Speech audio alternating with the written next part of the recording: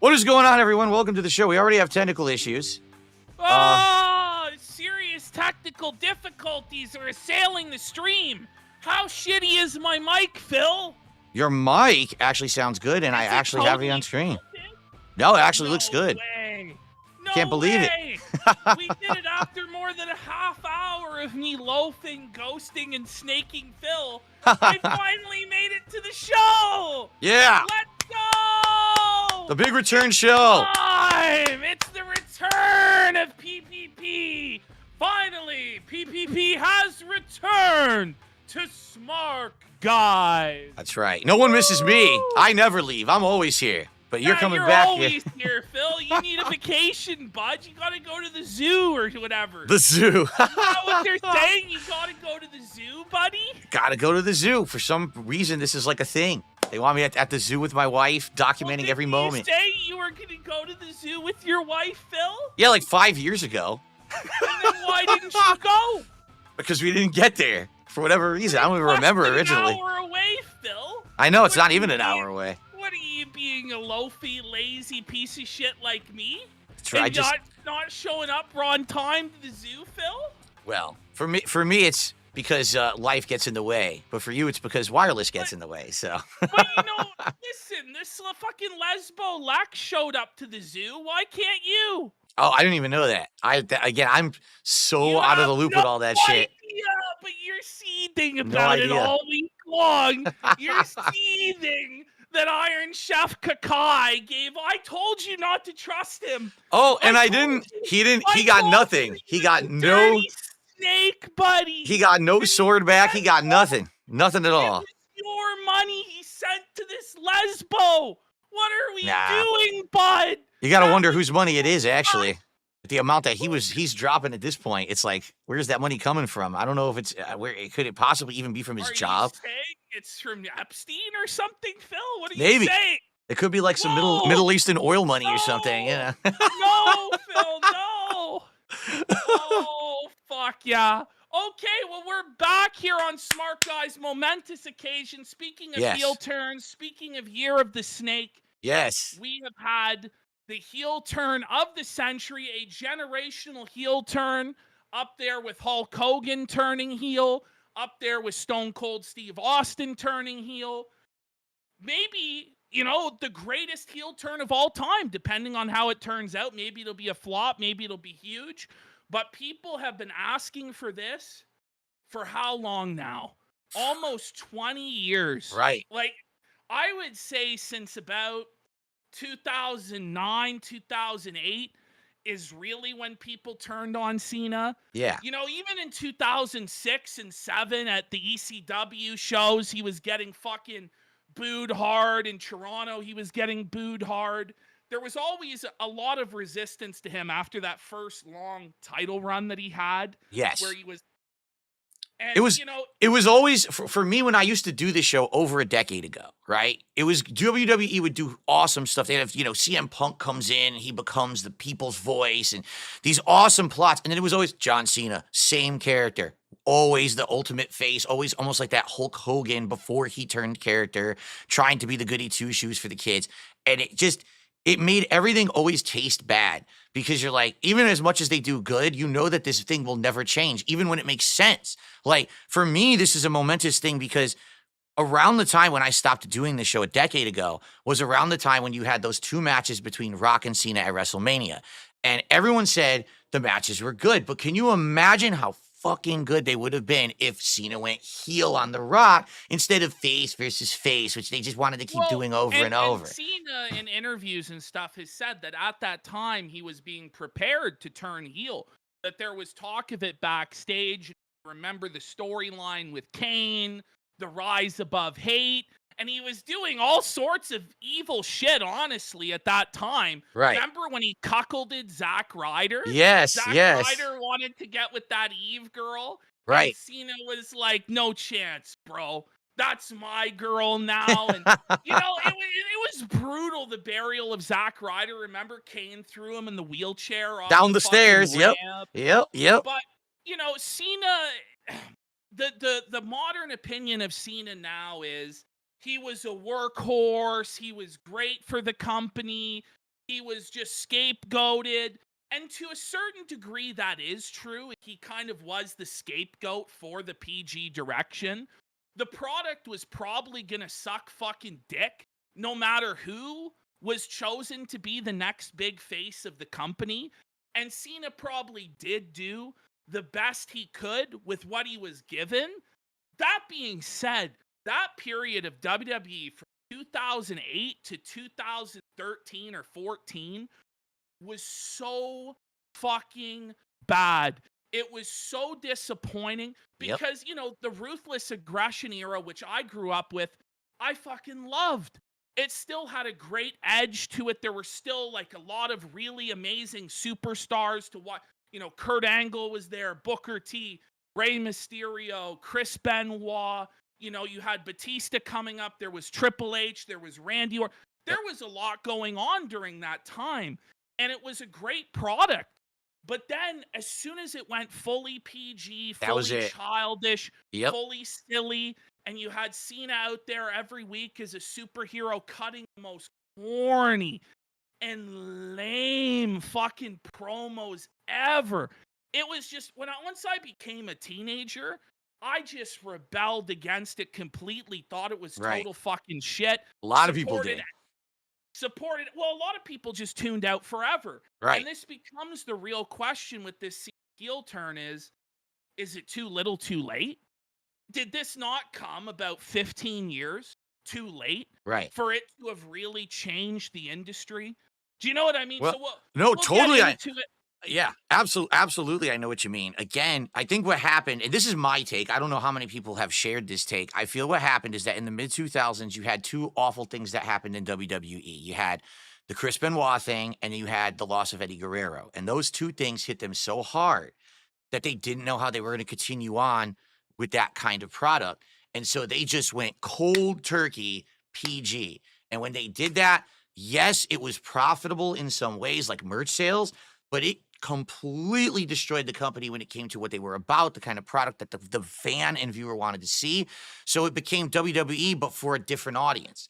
And then they were so afraid to break away from that because they didn't want to get that negative stigma back of what had happened in those early to mid 2000s that they just stuck with it for like forever. Even when every time they teased it, oh, Cena's going to go heel. This is going to be good. Never would they do it. And even CM Punk comes in and he's going to be the voice of the voiceless and all that. But even then, it's they always pulled back from being Attitude Era again. And so now, 15 plus years later, to have Cena have this turn, they are dropping F-bombs on the show and everything. I thought that was really interesting to have that barrier broken, right? And then right after Cena turns heel. It was almost as though, but the problem is it's not really a new era. You know what I mean? It's not really like they're going like full bore again, especially with what we saw in the Elimination Chamber pay-per-view with Sami Zayn and Kevin Owens, and how fake and how phony and how lame it was with the barbed wire, the lack of blood, the lack of real violence. And that's where, to me, it's like, okay, you're trying to pretend like this is a real change and things are going to be different. But at the same time, it's the same old product. And that match really exposed to me the limitations of WWE and actually made me long for AEW to get its shit together. Wow. Because to me, it's like, okay, we can't have a match where there's a real issue, where there's a real, like, this is going to be fucking brutal, and there's going to be blood, and there's going to be chair shots to the head. What kills me, I think they should just get rid of the chair shot, Phil, because they have to bend over like, it looks so fucking fake, so phony. They have to sit there with their back bent over, getting hit with this fucking chair. If you can't do it because of concussions and brain damage, fine. But it's time to then move on from that completely. I think it's the same thing with the ladders. The ladders look crappy now. Like when they break, you can tell they've been pre-cut easily. Nothing looks real anymore like it used to back in the day. That's because back in the day, there was that element of risk that these guys were actually possibly going to get destroyed during the match. Look at Mick Foley. Right? But now you know those era is over, but they still want to pretend like that element of risk is there when we all know that it's just going to be a really faked thing. I have to agree with you there. Why even do the hardcore matches anymore? That's the thing, is it's like you're promising something that can never come. It's like when they would do the segments on the WWE ECW of strip poker. Yeah. Teasing that these girls are going to get naked, or back in TNA, the beautiful people playing strip poker. Right. You know they're not going to get fucking naked. They can't get fucking naked. So it's all just a big fucking jerk-off tease, waste of our fucking time. And it was that same thing with the Sami Zayn Kevin Owens match, which we'll get into in greater detail when we get there. But, you know, it was Netflix, the dawn of this new era. Then it just kind of went asleep after about 3 weeks to a month. Yep. The last month, we're like, what the fuck is this? This fucking sucks. It's lame and shitty. Where's The Rock? Where's the real road to WrestleMania? Now, finally, after like a month of hibernation, business has picked back up again. But then Cena's not on Raw the following night.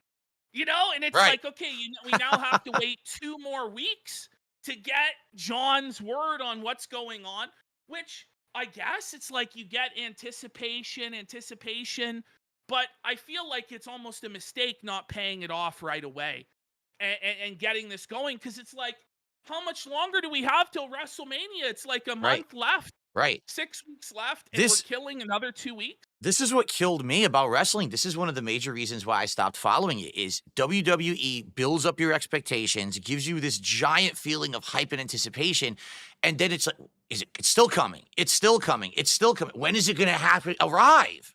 Well, and then that's Triple H's booking style, is you got to be patient. You got to be real patient. It's going to be real boring and a slow build.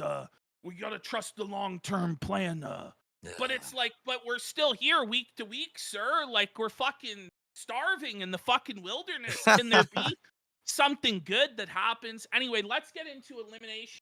Yes, let's do it. We're gonna power through a lot of this stuff, guys, because we want to get to Grill Phil. We want to grill Phil about the bisexual woman that's owning him at life or something. So a few quick things about tonight. All right. So number one. I forgot the shill and grift. The shill and grift. We have to get to it. So, ladies and gentlemen, we have, as we spoke about previously, WWE Topps Chrome trading cards. 7 packs of 4 cards each. We talked about this at, could I get my hands on them? Well, I did.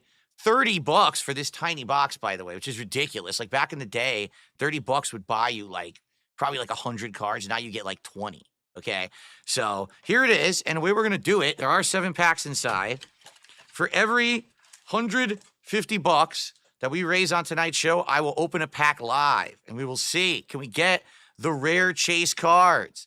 Can we get the 1 out of 1 autographed Cody Rhodes card worth $50,000? Worth $50,000. $50,000. No, Phil's gonna pull the 50G card.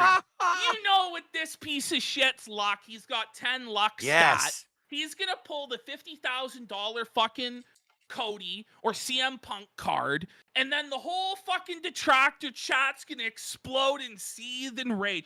Phil, is this not a healthier gambling addiction for you than giving your whole paycheck to Scopely? I don't know if there is a healthy gambling addiction, but certainly it's probably at least you're getting something tangible, and it's giving it directly to WWE instead of to Scopely. It ties into our show. It ties into our content. It gives the viewer something exciting to look forward to.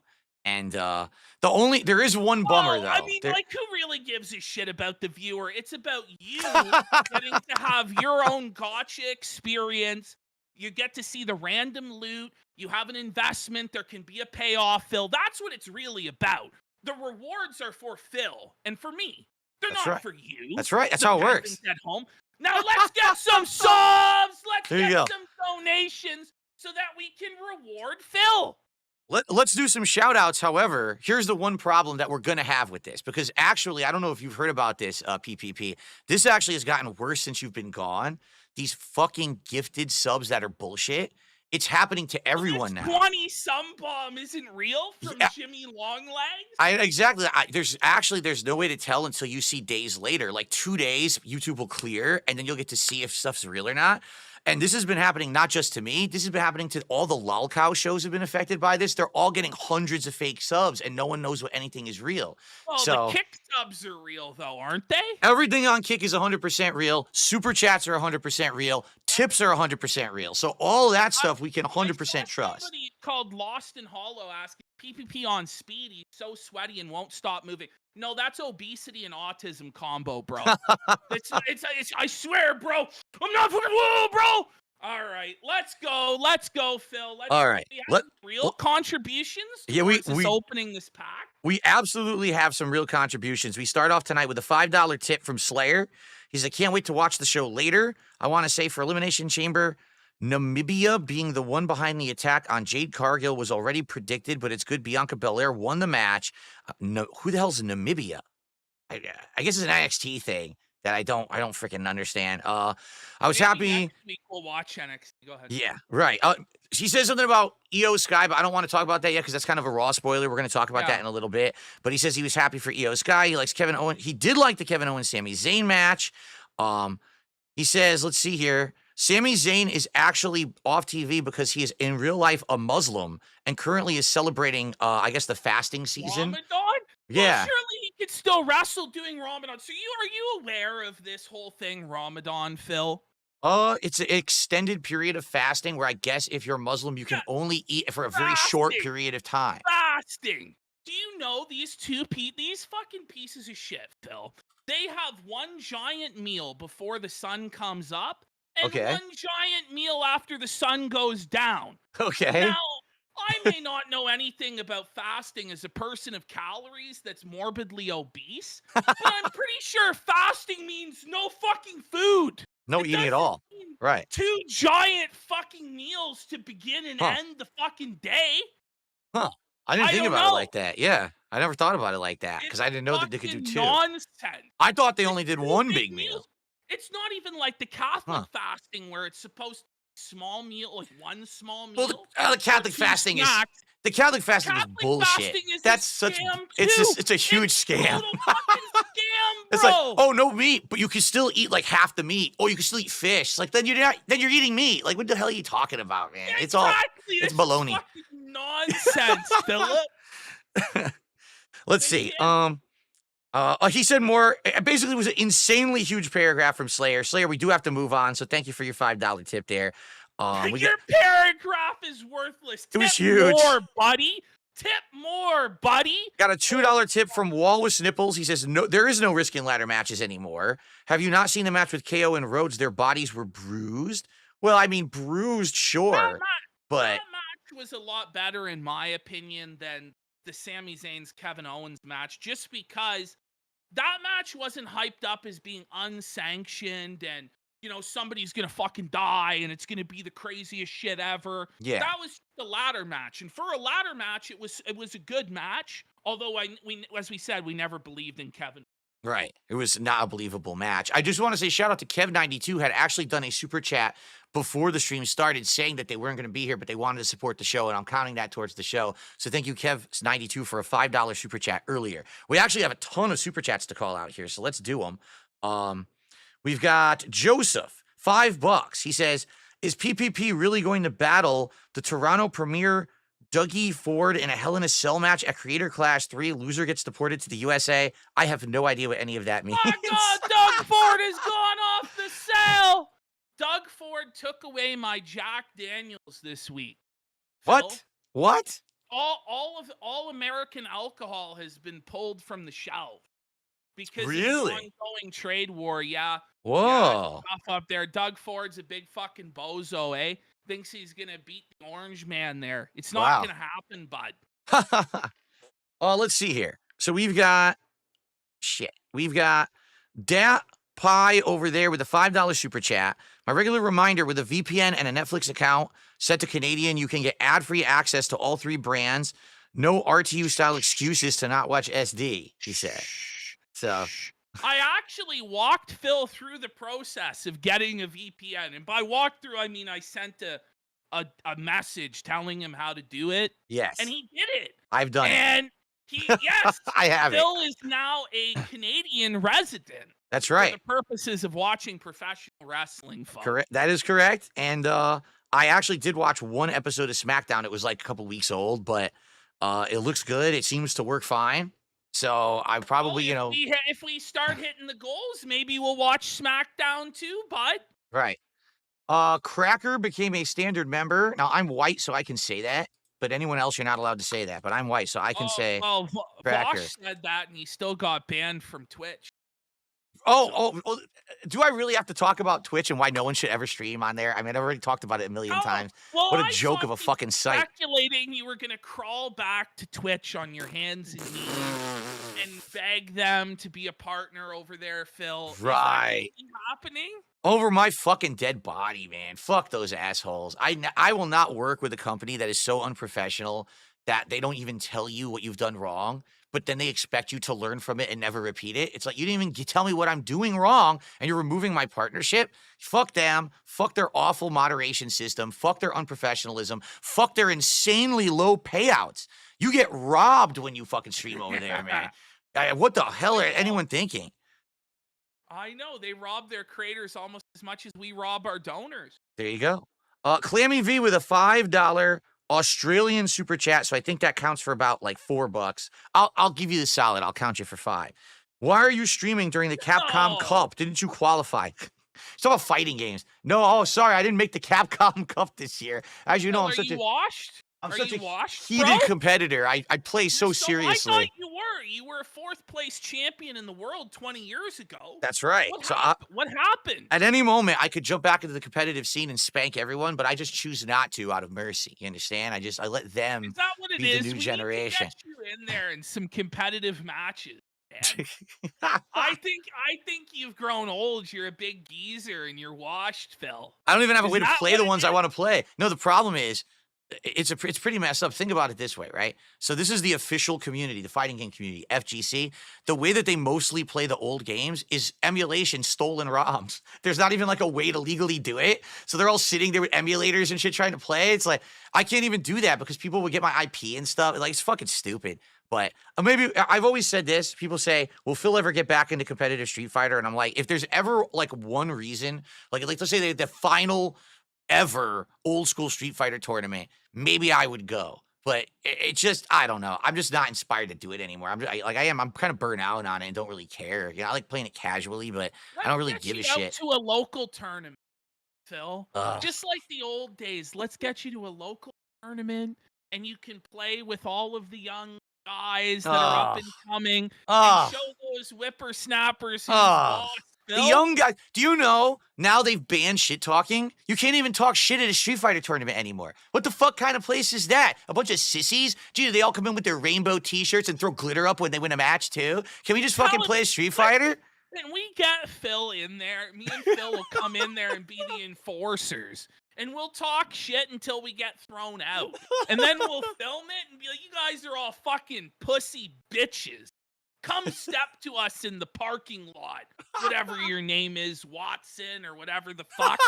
And this time we'll beat the piss out of him, Phil. Wow. I'll lay on him with all my girth. As There's no you can, way he'll be able to get me off, bro. as you can tell, it's really a big issue for me. Like, I've really cared about that stuff. It's like 25 years later and shit, and people still talk about it. I'm like, do you really think I give two fucks about this stuff, dude? Like, I'm so well removed from that nonsense from back then. You care. You care. And you got to get back on your prime, man. We got to do a whole documentary about Phil's return to the competitive scene. I bet you it'd be amazing. Well, I mean, maybe someday. Maybe someday. I like they say never, right? So, I saw, I cringed with the $10 super chat. I recently noticed in certain photos, Triple H seems to be wearing a Rakita-style swinger ring. Is Triple H a cuck? I'm glad to see the return of the Benoit Boys LFG. All right. Well, thank you for that. I didn't see any pictures like that. That's pretty funny. So that's I saw, I cringed for 10. And then we've got John Carlo. I don't even know what currency this is. What the hell is a currency with this weird... What do you mean, a currency you haven't seen before? I don't know what it is. It's like a weird P symbol. I don't know what the fuck it is. But anyway, he says Triple H learned from the GOAT Vince Russo. So there you go. I don't even know how to count that. I don't even know what currency this is, so I can't count it towards the goal. Let's see here. Most tasteless. Oh, yeah. Pretend he's bald. Cena's bald. He is bald, and he is bald as fuck. Yeah, in the back of his head, right? The back of his head? Holy shit, man. He's balder than you are, for fuck's sake. Well, he definitely is, and I am losing my hair, but he's pretty bad off there, quite frankly. Sire, you're not losing your hair. I just jest. You don't look like Count Dracula at all, sir. not in the least, sir. What do you mean? Just because I cosplay as the Count every day. No, but with Cena, it's like, I think he let it go bad on purpose. I think it's part of the storyline. Because there's no way he's actually walking around like that on a daily basis. I think it's to convey how washed up he is and how desperate he had to be to sell his soul as to why he's that fucking bald. Because there's solutions, sir. Just spray paint your fucking head at that point. Holy shit. Oh, we got Kill Harry, who came in with a membership. He said, shout out to PW. I don't even know what that is. Is that like a Reddit thread or something? I don't know what that's supposed to be. And so we have Jimmy Longlegs. Count Acula. So this Jimmy Longlegs guy actually did do a couple of super chats that look legit. But the problem is with a VPN, you can change between like actual regions on the fly and do like a super chat and then do a bomb. So again, it's hard to tell if his gifted memberships are real. He did do 2 real super chats. His first, he says, haha, my USD gifts are also fake, which actually isn't possible. And he did another one and he said, the John Cena reveal is crazy. So he's into the John Cena reveal. Maybe his gifted memberships are legit. I don't even know anymore. I don't know what to count anymore. We're still going here. What's up with Ian? Had a $10 Canadian super chat, which is around like $7. And he says, I stopped watching WWE in 2009. I might hop back in with Cena now being a heel. Speaking of Ramadan, Ankalaev admitted today he is not fasting in the lead up to his fight against Alex Pereira. Ankalaev admitted that he was a cheating bastard. And he betrayed a law. And if his God was real, which he's not, he would smite him. And let's hope that fucking Ankalaev gets fucking KO'd in the first round so my prop bet cashes. Otherwise, I'm going to be very fucking pissed. But I believe because the guy betrayed his entire religion, betrayed his God, that the universe will fucking smite him. That Jesus Christ will empower Poton to knock him the fuck out. Chama! You gotta get Phil into the Ultimate Fighting Yeah, I'm Championship. totally out of it now. I used to watch it in the 90s, and I watched some of it in the 2000s, but it's been like 20 years since I even, knew anything about it. So, 3 more super chats. We got Dat Pie over there with a $5 super chat. It's obnoxious that Triple H is an edger and not, in fact, a gooner. He needs to improve his short game. I hope Mommy Iyo winning the belt is him trying. Oh my Hey, goodness. Mommy Iyo, you sick gooning freak! These anime perverts make me sick, Phil. They make me sick. They ought to support the goth mommy dommy instead. I don't know. It's all just for the most sick, degenerate minds. right. This Triple H women's division, man. That's right. It's all disgusting. All of it. Dat Pie over there with another $5 super chat. I've been listening to Bad Bad Man by John Cena on Spotify. It's straight up bars to think we've been denied this version of Cena for 20 years. Oh, you're listening to the old school Cena. Old Cena. You know what? I went back to that album and there's a few bangers on it. There's that one music video where he's got like Mr. T in it and he's got fucking. Yeah, I remember that. Yeah. Oh man, he's got some bangers on that track. As cheesy as the character was, he was funny and he was over. And the fact that they flipped it and turned him into the Marine, right? Like, dude, you're not a fucking Marine. You never were. You never served, but your character is a Marine, so you could be like the next Hogan. And then they never went back to it. It's just so sad. I mean, don't we want him to go back to that right now? Like, now that he's a heel, wouldn't you love him to come out with the fucking thug life shit and everything? Like, I think that would be awesome, but I don't think he's gonna do it. I think they're just gonna. I want to see, like, I don't know. This is like MK Ultra mind control Cena. Like the way his face changed. I don't know. I'm interested to see what they do with this character, and I hope it's completely different than anything we've seen with Cena before. Yeah. And I really hope that he's given total free reign to bury the roster worse than he ever did at the height of his reign of terror. I hope he just shoot promos every week, just burying these fucking jabronis. Just being the most unlikable piece of shit. I really want to see him spit on the Make-A-Wish children. Oh, man. I really want to see him, mock them and let them know they're going to die of cancer and shit like this. Can you imagine? What's crazy is right before he turned heel, he granted all these Make-A-Wishes. Yeah. And you just got to think these poor kids with cancer, their hero John Cena turns heel and becomes evil, and they lose all hope to fight their battle with cancer, bud? So it's got to be like, so what do you do? Is it kind of like with Santa Claus? Like, eventually you got to tell your kids that Santa's not real? Do their parents have to be like, so just so you know, it's kids, it's fake. It's fake? What I just got to make a wish. I don't know what's going to happen there. That's actually a good point. Dat Pie over there with another $5 super chat. WWE adjusted CM Punk's leash extra loose this Monday so he could call The Rock and Cena the bald frauds that they are. Yes, he did. He did go crazy. We'll talk about that promo when we get to Raw here.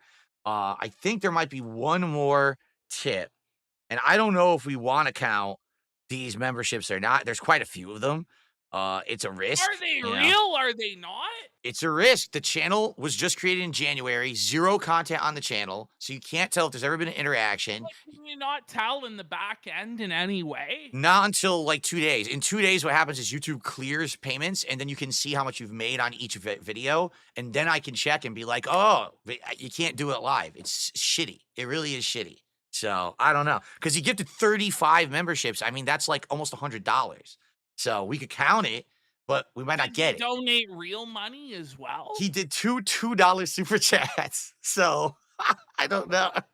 Now, could you do a slightly larger contribution to show that these are real?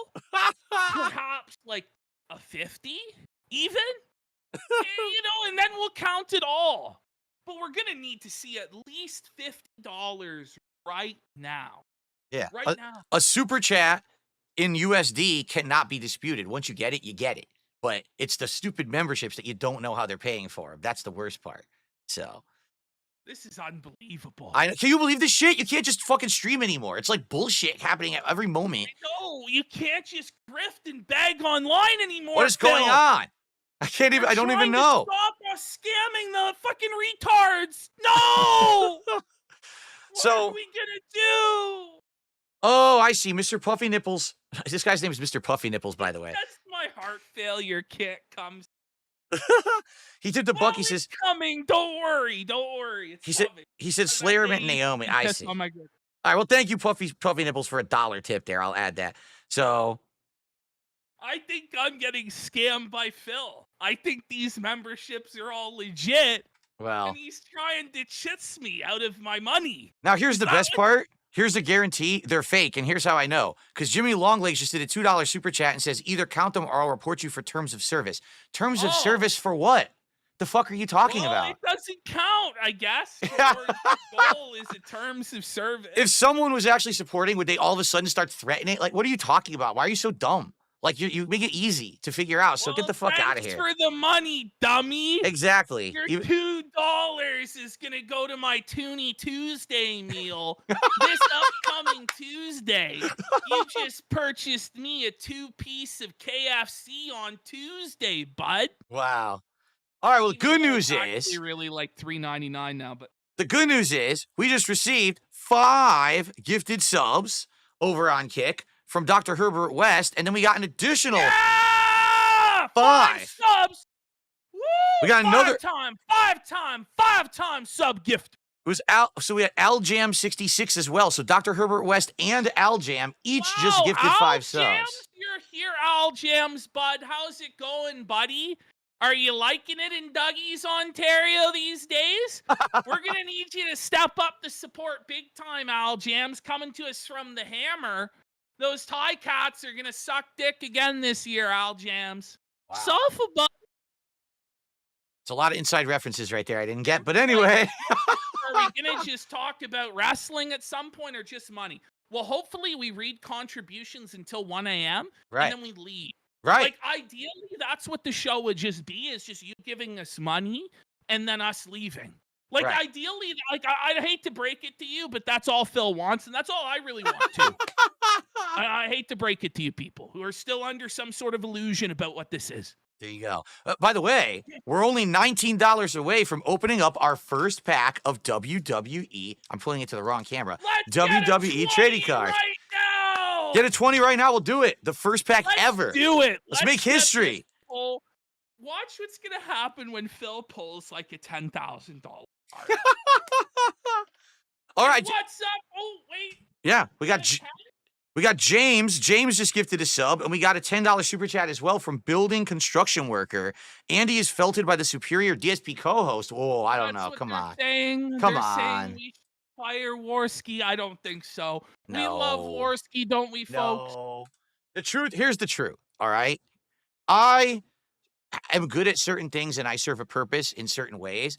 I could not do what these guys do on their show. I've told you guys I'm not for drama shit. If you want to joke, we can joke about my drama. Dude, I can't put up with it. Like, if I did your show, I would die. I would fucking die. I couldn't put up with that shit all day. No fucking way. You're determined that was a lie. What? I would fall asleep. The moment you found drama to be the most profitable, you would stick with it. You know what I mean? It would be, though. It would be. I know it would be. In the money, you'd stick with. The thing is, when I'm on point, I know I'm on point, but I just can't do it all the time, right? Like, if Review Tech does something dumb and I felt him for a good half hour, it's fun as shit and everyone loves it. But I can't do that with random people. Like, I don't have it in me. You should. You know what I mean? You should. I know you can be a cruel, vindictive prick. We've all seen it many times over the years. What are you talking about? Never. No, that never happened. We just need the evil heel Phil back. We just need Phil to embrace everything that's obnoxious and abrasive about him. And then that's how he's going to win. Because, Phil, you have a real talent for making people hate you. I don't know if it's that you have a punchable face. I don't know if it's the snort. I don't know what it is. But people hate you. They just hate you. And there has to be some way to monetize this hatred. There just has to be. I don't know. Dat Pie over there with a $5 super chat says NXT has a special at MSG on Tuesday. I'm going to watch it live. The Hardys are going up against Fraxium. The fuck is a Fraxium? The Fraxium? Julia and Stephanie Vacker are unifying the titles. I don't know who any of these people are. I guess I'm really out of the loop on NXT at this point. But, all right. So guess what? With that, we did hit our first goal. Yeah! Of 150. So we get to open a pack. Let's go, baby! Let's do it. Let's see. Come on. Are you going to split the lotto winnings with me, Phil? This motherfucker will be out of Wait a here in minute. 2 seconds. Yeah, split. We didn't talk about that. We never talked about that. When he pulls this $50,000 Cody Rhodes, he's gonna be out of here so fast. He's gonna lose my number. He's Yeah. gonna, like, Did you hear no the Did you hear the story? So a guy who's like, he's pretty old, okay, in the United States, he won the lotto. Now, he always had this agreement with his best friend his whole life that each of them would buy their own lotto tickets, but if either of them won, they would split the winnings. This sucker split the winnings. What an asshole. Why would you do that?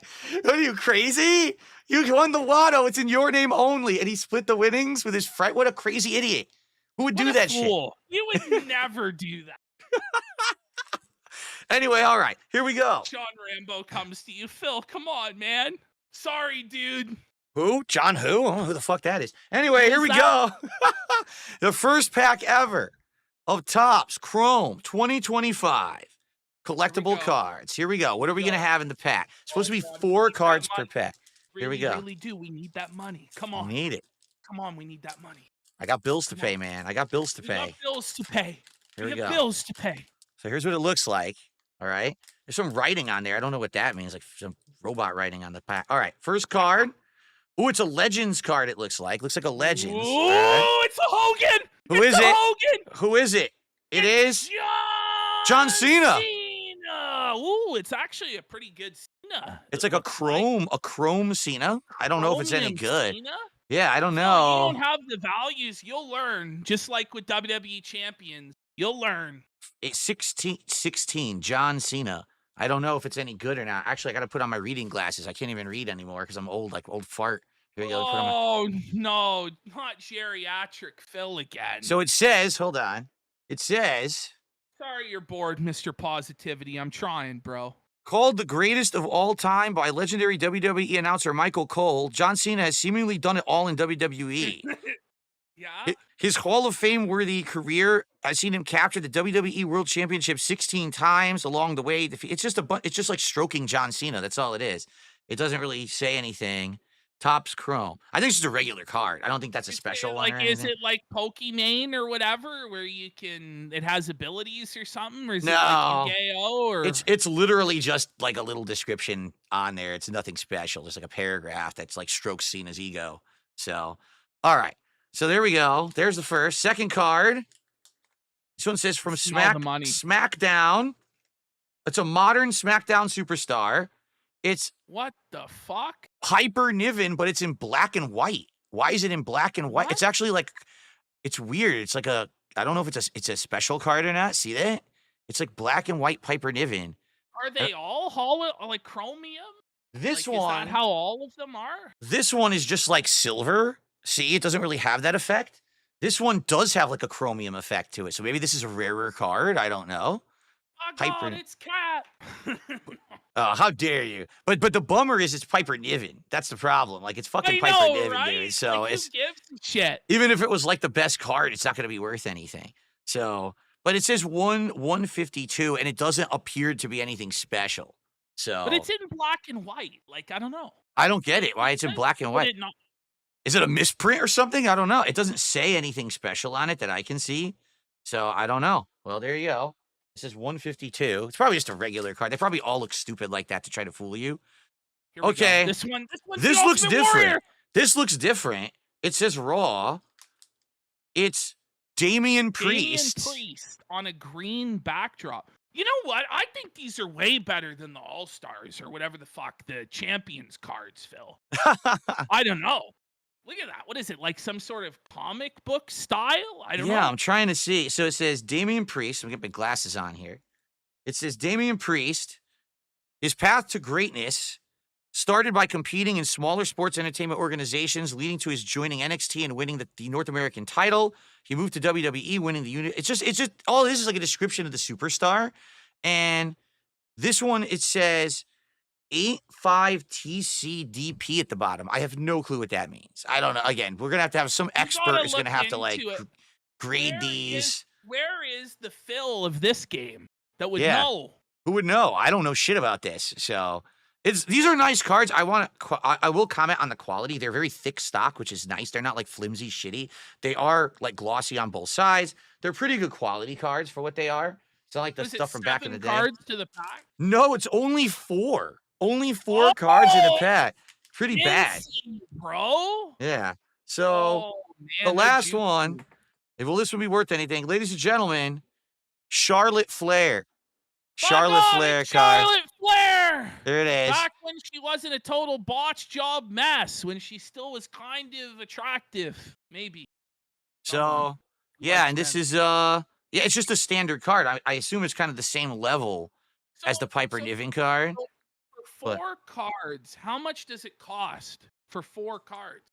Well, this box is 7 packs, and the box is $30. So it's about, maybe $3 a pack, right? So, excuse me, $4 a pack, $4 a pack. So it's basically $1 a card, right? Like $1 a card, I guess.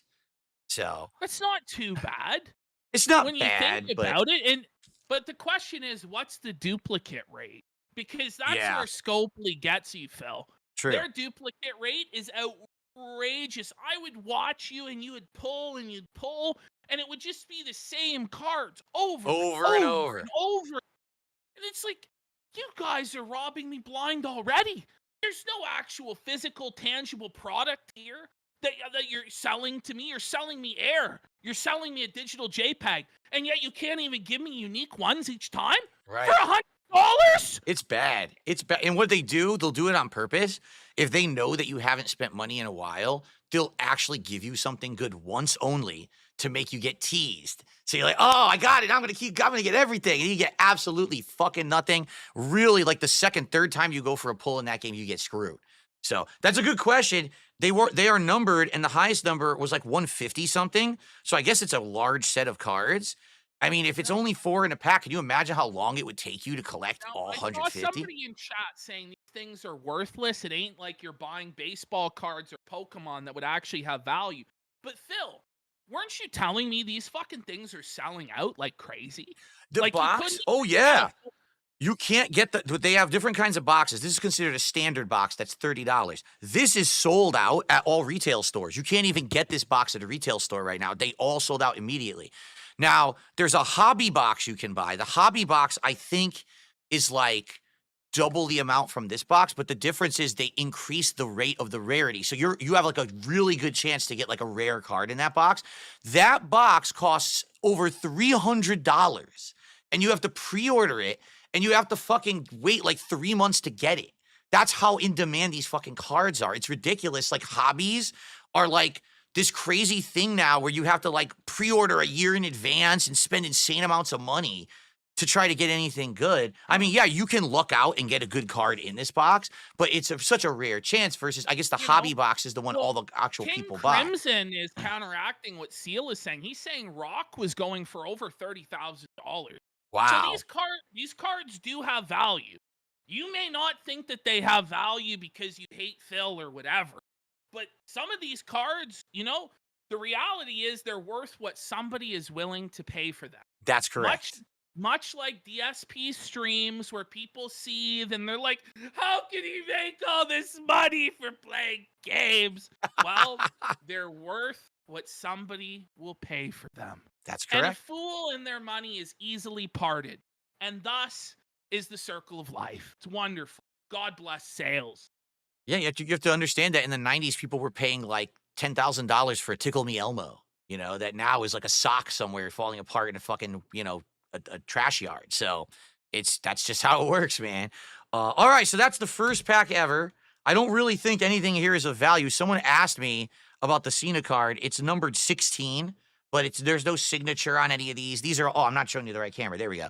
There's nothing really too special. I think they're just standard cards. I mean, the only one I would think, maybe the Piper Niven, because it's white. I don't know if that's a white variant, black and white instead of color. And the Damian Priest card doesn't have that regular number, so maybe that's a rare card. I don't know, but I don't think there's anything too special about these. They're probably not worth anything. Unless you find some WWE dent, they're worthless. Well, I don't know if you're aware, but there are a lot of WWE dents out there. I don't know if you're aware, but there are a lot of wrestling fans that have more money than sense. It seems to have a very strong correlation. You know what I mean? And I'm a wrestling fan, so I can say this shit. Yeah, I We're mean, all we've all been there. We spent money on dumb shit. Like I said, I had a friend who went to a WWE pay-per-view and they actually bought the seat that comes with the folding chair and they paid like $500, $600 extra for the fucking folding chair that's worth $5. It's like, dude, what are you doing? You're insane, but I they do saw it. some guy was trying to sell his Cena folding chair from Elimination Chamber for 10 grand. And I don't know if he'll get it or not. He might. He might. It's not even signed. All Wow. right. All right. Is that it for contributions so far? Guys, we need to get some more support for Phil's poll. We did get one more super chat, $5 from Rush, who says obligatory weekly request for Ethan Ralph to be your third guest chair. Me and the Benoit boys and the secret discard are all pushing for it. There you go. So thank you, Rush, for another $5. Boys, let's go. All right. So we are up to 156. If we get to 300, we do a second pull tonight. And what are the chances that something good will come out of the second pull? Very strong, of course, because it's me doing it. So we definitely want to get there. So thank you, guys. Let's get to $300 right now. Who's got a 20 sub bomb on Kick? Some of you guys who watch the casino are watching. I know you guys have money. Let's get Phil pulling some more fucking cards tonight. Let's go! We got Dick Jones. Dick Jones, 5 memberships on YouTube, and those are legit because that's really Dick. I know who that is, so that counts. That's about $15 of support there. Legendary Dick Jones. Whoa, buddy. Thank you, Dick. So now we're up to 171 and climbing. Excellent. All right. So wow, the number 16 Cena is worth $100, Phil. What? Yeah, let's go. Phil pulled $100 card. I don't believe that. $100 ungraded. That's what they're saying in chat. This, I don't know, man. The Piper Niven is only $2, but the number 16 Cena is $100 ungraded. I'll have to look into that to confirm that. I don't know. It seems like a standard card to me. The fact that it just says 16 on top. It's like a regular card in the set, so I don't know about that. People are pressing X to doubt, Phil, but I think you struck gold. Well, can we count that towards the goal? Absolutely not. What do you mean, Phil? Building clean $100. Building construction worker just did another $5 super chat. Have you guys heard Nick Mullins' Chris Benoit biography pitch? It's really good. It's funny you mentioned that. I was just listening to it before I went on the show. Huh.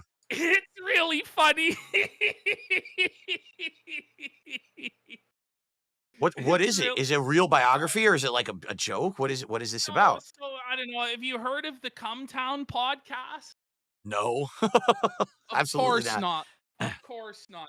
Well, they do a segment where they'll do like a fake pitch for a movie, and they're doing a pitch for like a Chris Benoit bio picture that like starts with a shot of like the bloody Bowflex and oh my god, Neil deGrasse Tyson is involved and stuff like that. It's funny, but that podcast is done now. All right. Flyaway Avatar gifted a membership as well. Thank you, Flyaway Avatar. That's another $3. So we're up to 179 and climbing. We got good momentum. Let's get it to that 300 and get another pack. Let's do it. Let's go. Ride the Bowflex. Bill. All right. Okay. Yeah, that's it. We're caught up now. With elimination game. Yeah. Let's start with the chamber for sure. Let's do it. All right. Elimination Chamber began with a really, really shitty. And I just knew it was going to start out this way. And my mentality, I was watching this with my brother, and this match put him right to fucking sleep. It was just so fucking boring. And it went on for so long. And then they had the bright idea to stack another women's slop match after this. It's like, who the fuck is pissing for an hour and a half? You know what I mean? Yeah. Like, I have diabetes and I don't even piss that much, man. Like, holy fuck. It was just an hour and a half straight of slop. I mean, Phil, give us your take on this. Well, the women's chamber match, it wasn't the best, but I actually didn't hate it either. I thought it was an okay opener to the show, but I will agree they should not have had immediately the Nia Jax, Candice LeRae versus Trish and Tiffany Stratton match after it. First of all, I didn't even know that was happening because we don't watch SmackDown, so I didn't even know that was like lined up. And they come out, I was like, what the fuck is this? Like, why are they doing more women after the women? You know, at least have variety. And I think that was a huge mistake. Maybe it wouldn't have felt as much of a boring downer if they didn't do it in that order, but they definitely did. So, Well, yeah, I mean, the match, I'll tell you. So when Jade Cargill came out, I actually did pop for it because I'm kind of a Jade Cargill mark. Because she's yoked and she's black there. She's a big yoked black bitch. And I think she has a really good look. I think she has a lot of potential. She has a natural charisma. I liked her when she was in AEW, even though she never really did much there. And when she came out and she started whooping fucking Naomi's ass, I was like, awesome. Like, but and I'm like, stay. Like, let's stay. And then she left. And then at that point, all hopes for the match disappeared in my eyes there. It was over at that point. But it was the shocking twist that it was actually Naomi who attacked her, yeah. not Liv. But, you know, this storyline, they never really followed up on it. They never really did anything with it for months. And then even on Raw, they didn't follow up on it on Raw. So maybe on SmackDown, we'll get to see some more details on it. We haven't even seen any details, right? We saw a stupid video clip of Liv and what's her name walking away from the attack, but no indication that they had attacked her. We still haven't seen anything showing that Naomi attacked her. So hopefully they're going to continue with the plot line and not, like botch it, but I guess we'll see. Well, Gus Boss says he actually liked the Women's Elimination Chamber. Liv Morgan killed it. Well, her and Bianca Belair were the MVPs of this match. You saw Liv Morgan had those horrible welts all over her body from getting fucking whipped. The whips. That was probably the most hardcore thing we saw in the Elimination Chamber match, wasn't it? Yeah. Yeah, there wasn't that much. It was a lot of technical, like regular stuff. Nothing too crazy, right? There was no crazy spots or anything in this women's match. Not that I can remember. No. I gotta say, the Elimination, back when it was a real thing, like 20 years ago, it was fucking brutal. It was badass. Like, they were going through, like, real glass, or at least glass that looked fucking real. Yeah. You know, they were getting cut up on the chains. There was always lots of blood. You know, they would land on the real steel and shit, and it would cut into them and bruise them up. This elimination, and they would jump off the pods. They would climb to the top. The classic RVD would always do, like, a crazy spot off one of the top of the pods that everyone would be impressed at, right? Or someone would, like, Batista would spear someone through one of the pods and it would break. And there's, like, nothing like that anymore. It's just, like, standard wrestling in the ring. It's not that impressive. No, I just find the whole gimmick now to be kind of shitty. And I just feel like if you can't do blood, don't do the chamber. Okay? But it's bizarre, like, their rules on blood. Yeah. Sometimes they will allow it. Like we saw with Cody at the end of the show. Right. But then other circumstances they won't, even though it really is called for. And I don't know, like, I feel like in this era, if it's on pay-per-view, if it's on a premium live event, it should be allowed. But I just don't know, man. It just, to me, it just feels cheap. The matches go on forever. And it's not like the Royal Rumble where it's like random, like, oh, who's going to join in? Well, we know it's going to be these 6 people. Yeah. And you know what I mean? Like, I just don't really like the stipulation anymore. But back in the day, I thought it was great. We'll go through the elimination. Naomi was eliminated due to injury first. Right.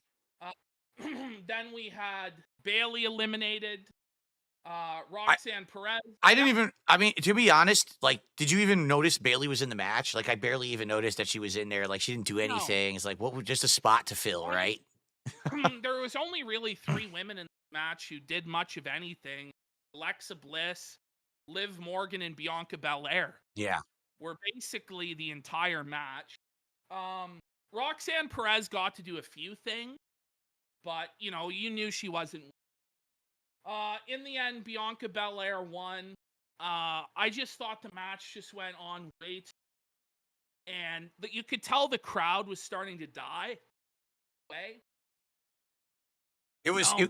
when it goes on so long, I think the hype peaked with Jade. And then as soon as Jade was done, it was kind of like, well, now we don't, not a big deal anymore. Just get it over with. Get us to the other matches. And I mean, once you kind of saw that Alexis was out, I think the crowd just died completely. Like they're like, well, Alexis was the surprising, shocking return at the Rumble. That's who we want to win, and didn't. And it's like, well, who cares now, right? I don't mind Bianca winning.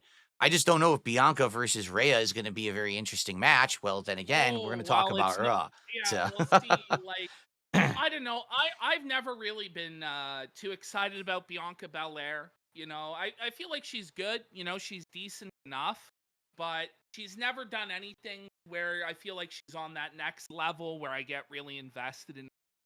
But then we had Tiffany Stratton and Trish Stratus versus Nia ugh, Jax and Candice LeRae. ugh, Uh, this match was really kind of the drizzling shits. And, I yeah, love Trish Stratus. I'm from Ontario. She's the hometown girl. She's so fucking sexy, so hot, even at her age. Such fucking good shape. It was good to see her with Tiffany Stratton. But this is something that's better in theory than yeah, in practice.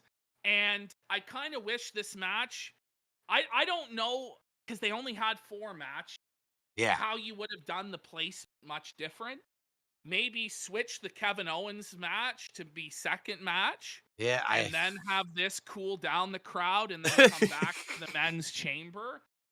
Because I could tell this Toronto crowd, which I almost went to this show, Oh, but I knew because of it being inside the chamber, you aren't going to be able to see shit. oh, And that's you're going to true. just be watching on the monitor. Now, I did kind of want to see The Rock, and so I do kind of feel sad I didn't go to see The Rock. But the thing is, they want like $700, Yep, $800 for anything decent, it's and insane. half the matches I'm going to be looking inside a fucking cell and I can't see shit. To me, it wasn't really worth it. But this match was okay. It was just a pretty plain match. I don't really like Nia Jax. This Candice LeRae character felt like she was just Yeah, there to eat pin. And the most surprising part was that she didn't. That yeah. they just had Tiffany pin Nia Jax, I which, I will oh, say this about Candice LeRae, like when I was watching wrestling before I quit, she was coming up in NXT, and she's actually married to Johnny Gargano, half of what's the name of that tag team now? I can't remember their name right oh, now. DIY. Yeah. So they had a good plot line going in NXT where they were like married and they were training other up and coming wrestlers under them. And it was actually an entertaining plot line. And I was like, that's something good for her. She's getting good wrestling opportunities. She's in a funny plot line. Now I come back and like, she's like the underling to Nia Jax. Like, how fucking shitty of a plot line is this? She doesn't get any time to really talk. She doesn't get to wrestle that much. So I think she's in a bad spot right now in the company. Hopefully she gets something better because this is not it. You're right. She wasn't part of the match really. She was just a filler body there. I don't even get why she's the underling of Nia Jax. It's not even part of the plot half the time. She's a worthless, untalented wrestler. Let her just be a bottom jobber. I mean, 99% of these women are just low-level jabroni. Okay, that match happened. It was a thing. I don't even Then know who won. Who won? I don't even know. I it, didn't write it it down. was Tiffany Stratton won by pinning Nia Jax, which Oh, I was okay. surprised. I thought Candice LeRae would eat the pin. So hopefully they move on from Tiffany Stratton and Nia Jax and do something different with Tiffany going forward into WrestleMania. Hopefully it's her and Charlotte more going back and forth. Kevin Owens versus Sami Zayn. Okay. Now, some people in chat, they were saying they liked this match. It was a good match. And of course it was a good match because it's Kevin Owens and Sami Zayn. Right. They're not going to have a bad match. And it's in Toronto, it's in Canada. It's kind of a hometown atmosphere even though they're from Montreal. And so I would have preferred to see this match at WrestleMania, to be honest. Now it was all to set up Randy Orton coming back to Yeah. wrestle Kevin Owens. which I don't even think is a very good program for Orton. Honestly, it feels kind of thrown together last minute. But my problem with this match, as I was saying from the opening, you hype this as an unsanctioned match. Yeah, the referee was in all black, right? Like, oh, she's not official. She's in black, like it's a funeral or something. It's like, what the fuck is this? Right from the start. First of all, there shouldn't even a fucking referee in the ring. Right. At all. Right. For an unsanctioned match. Like, what makes this match different than a street fight or a no holds barred? Maybe if there was no ref and it ends like, I don't know, like, it would be better, I guess, as an I quit match or something. Because it's just like this kind of a nothing stipulation. Basically just a street fight with a referee in black clothing. And, they did some cool spots and they did some dangerous stuff. But to me, when they fucking slammed steel chair with Kevin Owens' head into the steel chair with barbed wire, and he doesn't bleed, to me, it's an automatic failure. Yeah. When they're getting slammed onto this barbed wire steel chair, and at no point it's cutting into their clothing or catching on the clothing, it looks so fake. It looks so bad. The match would be better without it. It just would be. Right. It just would be better without that. This is like back in the day with an unsanctioned match. What they would have done, they would have went out and started fighting like in the hallways with the concessions. They would have put themselves through the popcorn machine and glass would have shattered. They would have been bleeding. They would have been smashing each other with stuff, knocking each other down staircases. Now it's like, oh, it's a barbed wire chair and it's an obvious prop. Oh, look, there's a ladder and the ladder snaps where we see that they pre-cut it. It doesn't do it anymore. It's not that interesting. And the fact that we've seen these guys go at it so many times before just adds to the boredom. And I'm not saying it was a bad match. I'm just saying it's a match we've seen already. And if the stipulation was it was unsanctioned, then make it special. And it doesn't feel like they tried to do that. Uh-oh.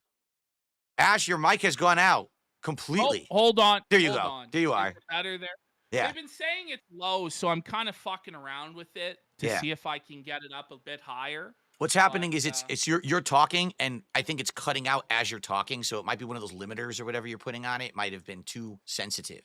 So I know. Well, and there, some people in chat are saying seen already, and it's true. Like when you've watched wrestling for long enough, you kind of have seen everything. Yeah. And so it a lot of the time it starts to get boring, and I feel like you need to take breaks from it from time to time because it does fucking start to become very repetitive. There's really nothing new under the sun in the world of wrestling. But this match in particular has been done to death. Yeah. Is the point I think that Phil is making.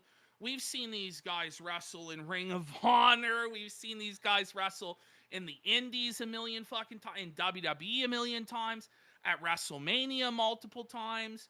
So it just starts to get to the point where it just doesn't feel very special. And it's like, what match is what takes this to the next level above their other matches? And it doesn't really seem, to me anyway, that there was anything there. But Kevin Owens ended up winning the match. It is what it is. I kind of would have preferred Sami winning just because it would have ended that feud nicely with Kevin losing to the babyface. But whatever. I guess they want to keep Kevin strong going into this program with Orton that he's certainly going to lose. I don't even get it. Like, was there a reason for Orton to come out like that and attack Kevin? Was that the plot line? Like, I guess Kevin maybe took him out for a few months? Because I wasn't watching back then. So I don't even understand, like, why he came out and got involved. I think that is what happened. But again, I wasn't watching closely a few months ago either.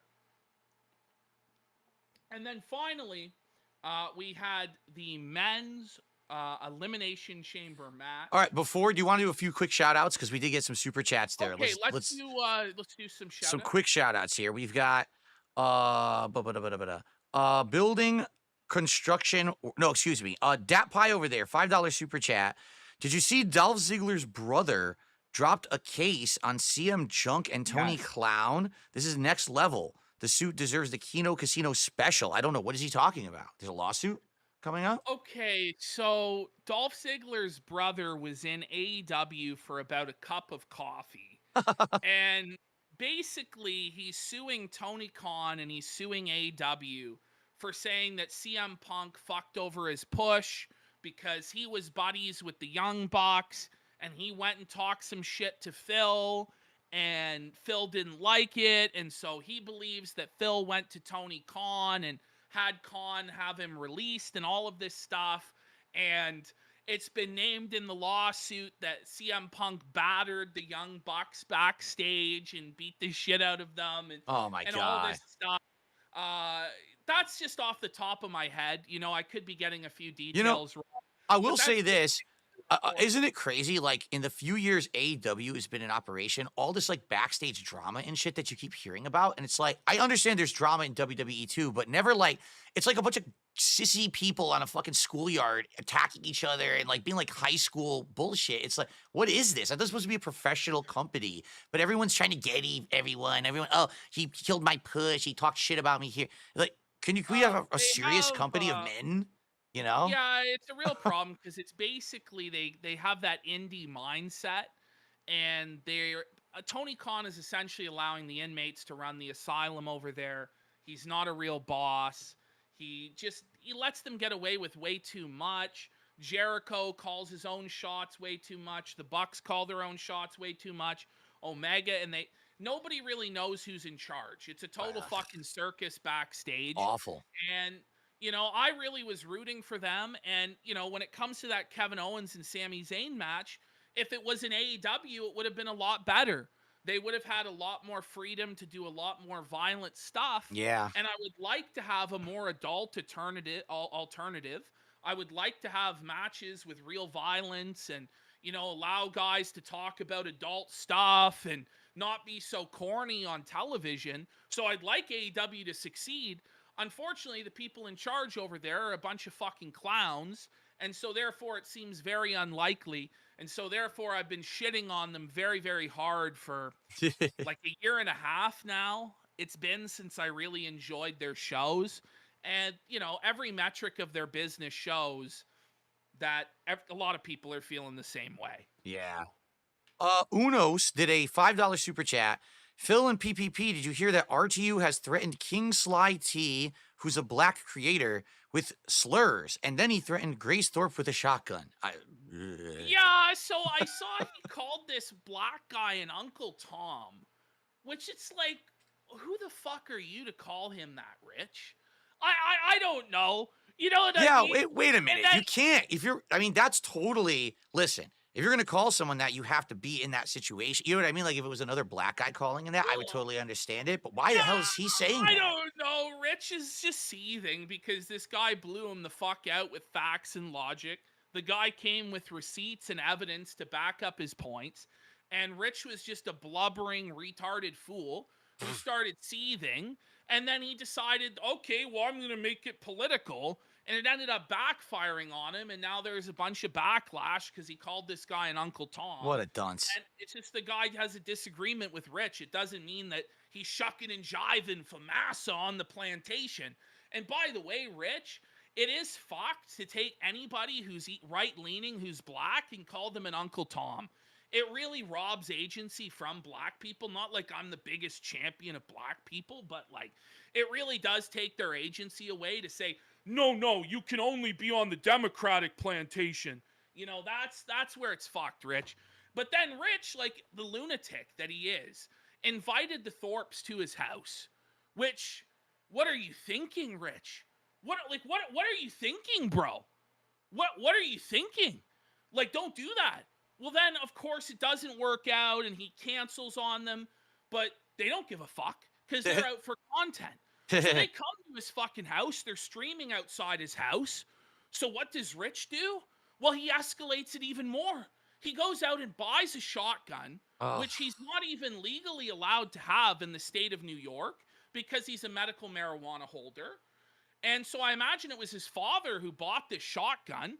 But Rich admits to being very mentally ill. He's on a plethora of medications that make him an irresponsible gun owner. And, I'm big in favor of the Second Amendment. I believe that anybody should be able to get a gun and defend themselves. But one person who I might make an exception for would be Rich of Review Tech USA. I'm not sure he can handle the responsibility of being a firearm owner because he's fucking nuts. He's fucked in the head. People think I'm joking.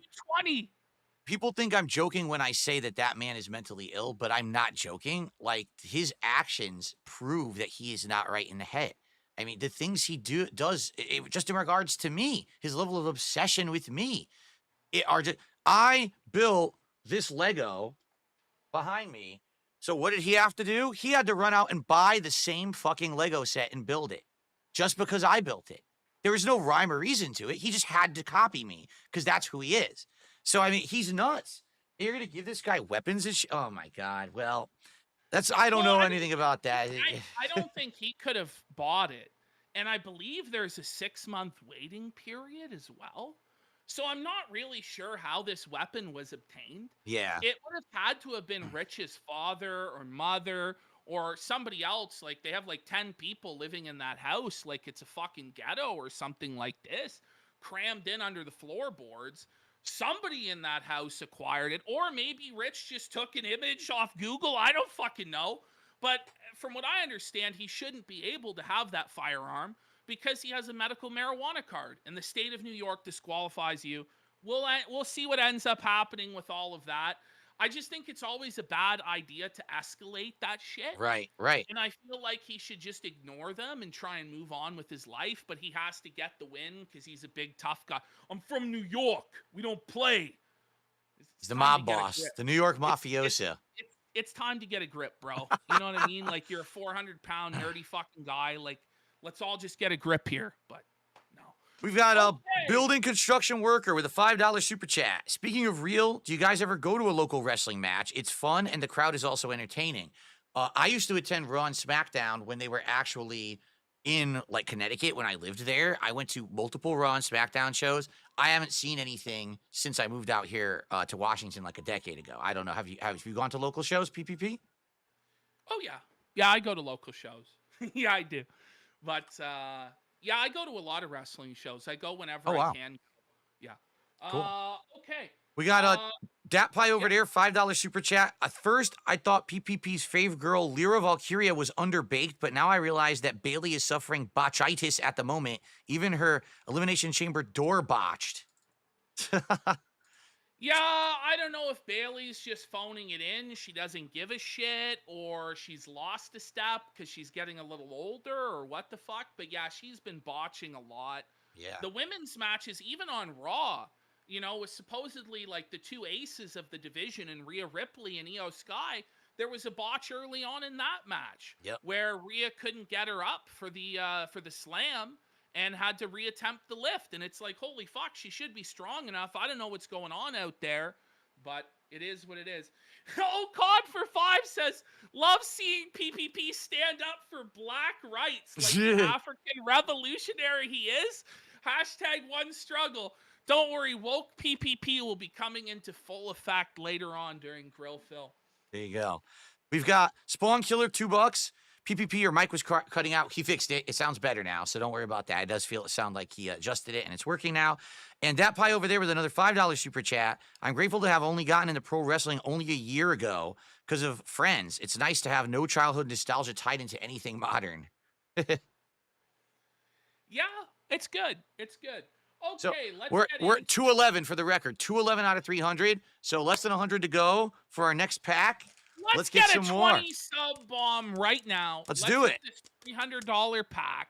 Let's go. Let's see Phil do some fucking pulls. It's the one thing that Phil loves more than anything in the world is doing his fucking pulls. You know what I'm saying? Whether it's cards or his PNOS, Phil loves doing his fucking pulls. That's right. So let's get it to $300. Let's make this shit fucking happen, guys. Come on. Let's all chip in, whether it's $10.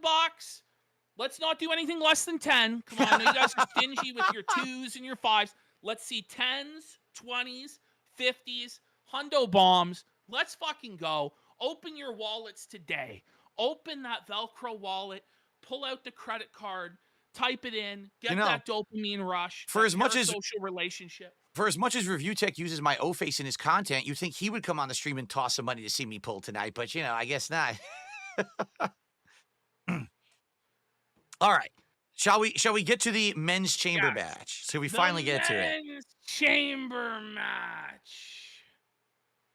It's All right. the men's chamber match. The men's chamber match, Drew McIntyre was eliminated first. Now, did you see on the internet, apparently it was leaked, the spoiler, that Mhm. Drew McIntyre was going to win the Elimination Chamber? What? No, I didn't And, see that, and luckily. everybody was reporting this as though it was totally real. What? We have the spoiler, we have the inside source. Drew McIntyre is going to win the Elimination Chamber. And I have a feeling he may not have been the first eliminated, but the moment that Triple H saw these reports, knows Drew's getting eliminated first, just as a big fuck you to everybody who thought they had the real spoilers. And poor Drew McIntyre, man. This guy, I know Phil doesn't like him, but, I feel like he had a lot of potential. He was doing really well in his feud with CM Punk. And he just got totally punked out and Yep. bitch made, eliminated first in this match. And it looks like he's going to have a program with Damian Priest. It was Priest who eliminated him, right? Yes. It was four different finishers, and then he got rolled up by Priest. 1, 2, 3. Yeah, it was a very quick pin, so it was kind of embarrassing the way he got eliminated. Yeah, it was tough. It was tough. So we had Drew McIntyre was eliminated first. Then we ended up with Logan Paul being eliminated from the match. CM Punk hit the GTS on Logan Paul. Right. I don't know what the direction for WrestleMania is going to be for Logan Paul now. Yeah, I don't think they have anything right now planned, right? Like nothing. It might be, I think on Raw, were they hinting towards AJ Styles potentially for Logan Paul? Yeah, you're right. Now I'm remembering. Yes, right. It might have been CM Punk, but I think CM Punk, I guess they're going to finish the Seth Rollins stuff next week. So it looks like he won't be wrestling Rollins at Mania. Maybe he'll find a way to get inserted into the main event with Cody and Cena. We'll have to see. But Logan Paul was then eliminated. Then Seth Rollins ended up getting eliminated with Cena and Punk kind of teaming up together. Right. And then he loses it. He loses it again. He loses it. A second pay-per-view in a row. He's out of control. Yeah.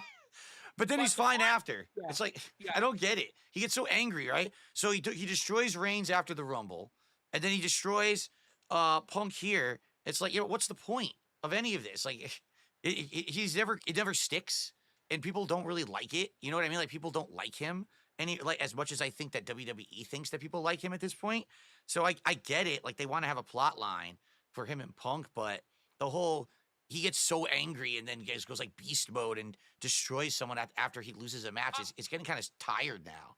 I do like hearing him say stuff like, I'm going to kill you. Like, I do like that. And like the I hate you, I'm going to kill.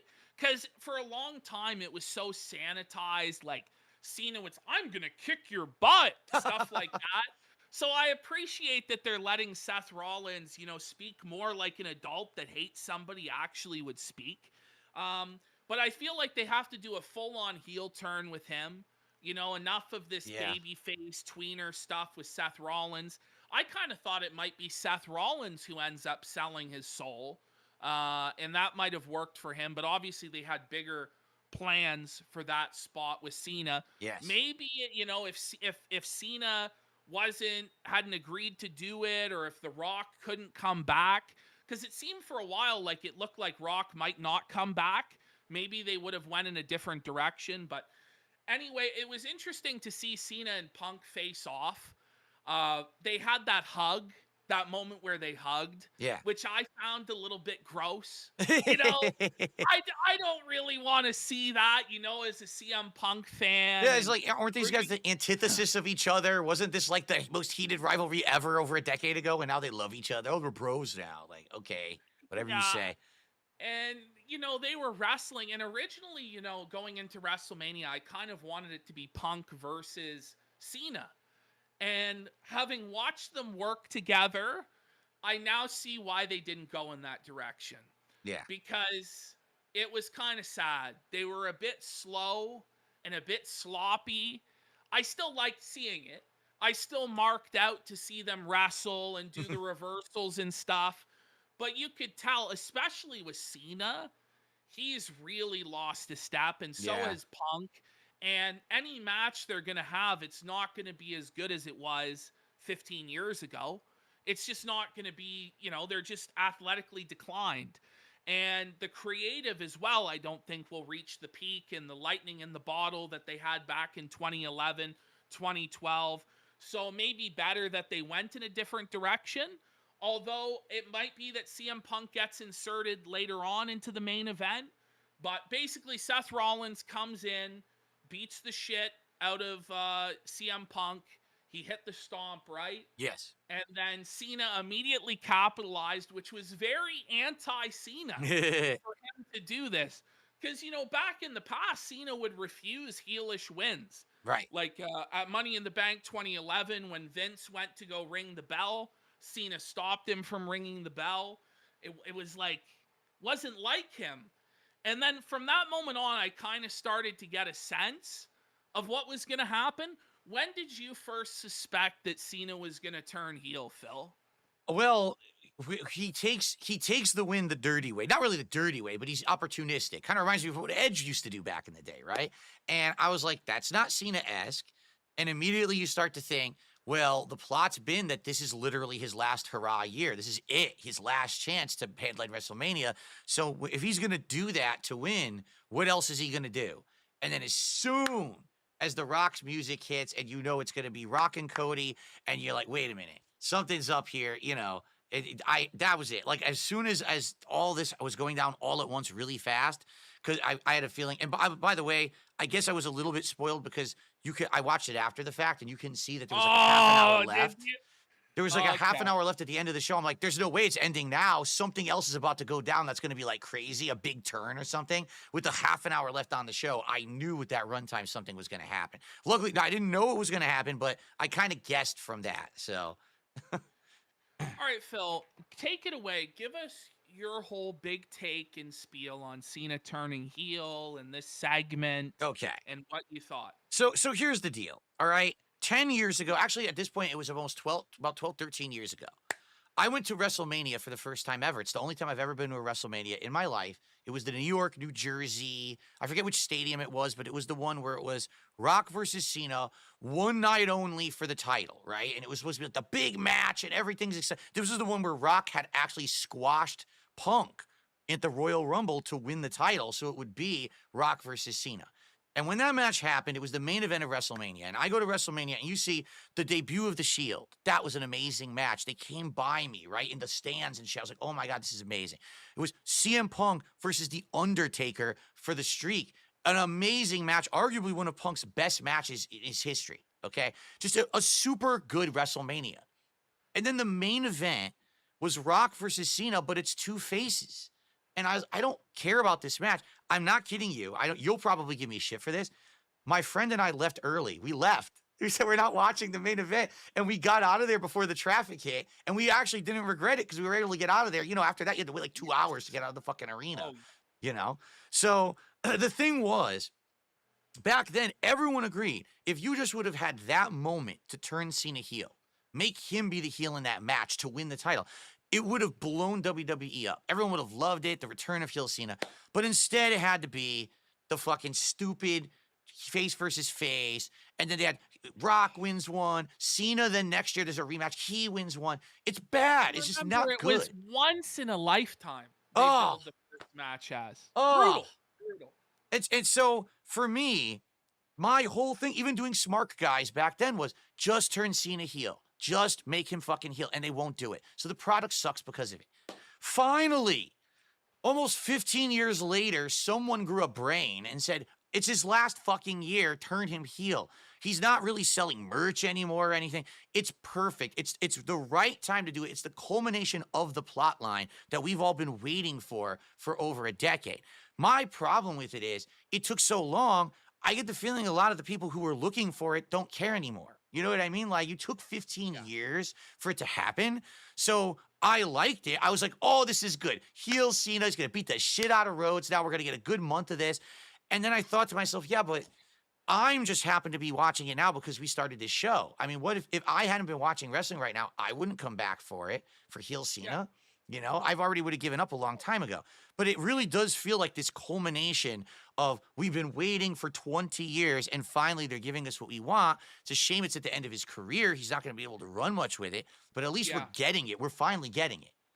The problem is there's an artificial endpoint on it. You know, he's retiring at the end of the year. That's it. There's no more Cena unless they're going to extend it now and say, well, I'm a heel. I lied. I'm actually going to be here longer. But he is genuinely getting old and he's genuinely kind of fucking washed up. He's kind of lost a step, at least in ring wise. And he was never all that good in the ring to begin with, to tell you the truth about it. 5 moves of doom. Yeah, it was the same 5 moves over and over again. He worked a super safe style, which allowed him the longevity. And, you know, he wasn't injured that often. When he did get injured, he was able to come back very, very quickly. But you're just thinking about that, Phil. Like, if you are a lapsed fan and you were wanting Cena to turn heel and you heard about it, and so then you go, let me tune into Raw the next night. Well, there's no fucking Cena. Exactly. There's no Cena. So then, you know, you do get that CM Punk promo to start the show that might get you excited and might get you back into watching. But, you know, I thought the Raw was actually pretty good. And maybe if somebody came back, they would be hooked by that opening with CM Punk and Seth Rollins. And there were some good matches. But I feel like a lot of people, if they did come back, would feel like it was kind of the same shit that they left. Yeah. You know what I mean? I would say what I liked about the segment was that if it did feel special, it did feel like it was in a different direction. You know, Cody Rhodes at first seems like he might accept, then he completely sides with the fans and actually tells The Rock to go fuck himself, which I don't think anyone expected in that segment. No one thought an F-bomb was going to drop like that. And then immediately The Rock kind of going like this, and then Cena beats him up. It was executed well for what it was, but it's just sad. You're absolutely right that the next day there's nothing. And then the one thing I have to say, though, and you know me, I'm going to say this. Why the fuck was Travis Scott involved in any of this? Like, what did he have to do with any of it? He didn't have any input at all. He's like, he hits fucking Rhodes and stuff. Like, what is this? I don't know. Now, he says he's going to be training to wrestle. He wants to put on 100 pounds. He's going to have rings installed in all his mansions. Oh, my God. And I guess the idea is that he's like the Dennis Rodman type figure. Like in the New World Order, there was bad boy Dennis Rodman. And I could see Travis Scott kind of being like that if he put on some size. But it was kind of weird him being there. Like, he did seem kind of out of place. He's doing his, like, smoking weed routine. Now, apparently, he did fuck up Cody for real. When he threw those punches, they apparently ruptured Cody's eardrum. Oh, my God. And they actually gave him a big black eye. Wow. So somebody didn't give Travis Scott the memo that you're supposed to pull your punches, or he just didn't give a shit because Travis Scott's kind of a fucking psychopath. As we know, he caused all those people to fucking die and be injured in that fucking concert years ago. Oh, I forgot all about that. Holy shit, I did. I forgot all about that. I think he does kind of fit this, if they're going for this Hollywood Illuminati kind of satanic Hollywood cabal stuff with The Rock and Cena and Travis Scott. I think he can fit that vibe, but I want to see him do a bit more than what he's done, which is just stand around and do jack fucking shit. But I don't know. I'm really excited. I really, really, really wanted Rock to come back and us to see a conclusion to this storyline between The Rock and Cody Rhodes and the Bloodline. Speaking of which, I don't know what the hell they're going to do with Roman Reigns at WrestleMania. No idea yet. Right. Zero. We have had nothing yet. Maybe tomorrow we'll find something out. Yeah, I don't know. I guess it's Seth or whatever, but he's kind of been lost in the shuffle. So we'll see. Let's go down Raw quick. Let's try and wrap Raw in the next 30 minutes, and then we'll try and do 30 minutes of Grill Phil. And by the way, we have a couple quick shout outs. I'll get through these fast because these are some pretty good ones. We've got The Right Honorable $2 super chat. Do we crap on Sean Ross Sapp yet? I don't know who Sean Ross Sapp is, so I don't know how to answer that one. He's a journalist. I don't know a lot about him. We got a Sorry. $20 super chat from Dat Pie over there. After Let's watching go! 20 big bucks. After watching a billionaire like The Rock whip Cody Raheem Rhodes while rich kids like John Cena and Travis Scott help him down, I'm now 1,000% convinced Cody Rhodes is objectively a black man and will end all racism. Yes, of course. Well, that's what he's been trying to do, is end all racism. I can't. I'll stop before I get you in trouble, Phil. Okay. There's one more $5 super chat again from Dat Pie over there. He says, Phil, my king, stop being an old fogey. Leave the past behind. Enjoy the present WWE with heel Cena. Leave the RTU past of senile Vince disappointment. Okay. So now, FYI, we're How at close are 238. 238. Let's go. We need 62. Let's get at least 62 more bucks by the end of the program. One so more we can pack do by the that end. Second pull. Phil can hit a goal. And what are you eating, the candies, Phil? Or No, we're not. That got so boring. We stopped doing it like 2 weeks ago. We don't even do that what do anymore. you mean? How did it get boring, Phil? Well, basically, I was hitting a lot of goals in a day, and I forgot about it, and the viewers forgot about it. It was like 2 days later, people are like, what a shitty fucking goal then, Phil. It is shitty. Everybody even forgot about it, but you were trying to hype it up as like the second fucking coming, the Turkish treat ball. It was stupid. It was dumb. Whoa, Dr. Lexus just gifted 14 subs over on Kick. 14 sub bomb. Beautiful. Huge. Nice. So Don't you owe a bunch of fucking candies, they're saying? Oh, I owe like 700 candies. I'm not going to do them. Fuck that. I'm not doing that stuff anymore. You're not gonna you owe the fucking the goal. This is such a scam, Phil. I can't believe Darkside Phil would scam us like this. We get another pack right now. We're going to get to do another pack. Oh, it's time for a pull. We did it. All right. So here we go. Let's get my glasses and shit out of the way here. All right. Random. We'll pick a pack from the middle of the box this time. Here we go. All right. Pack number 2. Here we are. Can we get anything better than a chrome, whatever the fuck her name is? Piper Niven. Okay. Hopefully we get something. Another Piper Niven? Let's hope it's not. Let's hope we don't get a Piper Niven. Here we go. First card is from SmackDown. Who the fuck? Oh, AJ Styles. I couldn't read it. AJ Styles from SmackDown. Standard card. So Nothing too special. Okay, the standard card is like chromium. Yeah. I guess that's why they call them Topps Chrome, actually, because they're all chrome, I guess. So that makes sense. AJ Styles, 37. So probably a standard card. Nothing too special there. AJ. There we go. The house that AJ Styles built, right? That's what they used to say. We've got from NXT. Who the hell is Miles Bourne? Who is this? Who? Miles Bourne? I've never heard of him before. The guy on the Tubi show? Yeah, I don't. Here, let me read the back of the card. The show we should watch, Phil, is the Tubi show. The Tubi, let's see. It So says it's like the NXT of NXT. It's fucking brutal. NXT superstar Miles Bourne has proven he won't let anything slow him down. Born with a condition that left him deaf. What? Bourne has overcome many obstacles on his path to sports entertainment greatness. Feeling he's paid his dues, he struggled to earn championship opportunities. His determination carrying him forward, Bourne became one of the founding members of the No Quarter Catch crew. What the fuck are they talking about? What is... I have no idea. I mean, we haven't watched NXT in years. Yeah. But well, and sadly, that's my chromium. Your dishwasher is still broken. They're saying your dishwasher is still broken. Yeah, it is. We were going to buy another one, but we realized we probably just want to redo the whole kitchen, so we're just going to save up and do that instead. But why don't we just get you a dishwasher, sire? Anyway, it's not even worth the trouble if we're going to redo the whole kitchen, so we're just going to do it all in one go. $100? Oh, they're actually not that expensive. A good one's like $400 or $500. So. Please, God, just fucking buy a dishwasher, Phil. For the love of God, please. Oh my God, it's a super rare card. No, actually, I don't know. Let's see what this is. This is. Here we go. The world's champions, Jimmy Uso. We the one.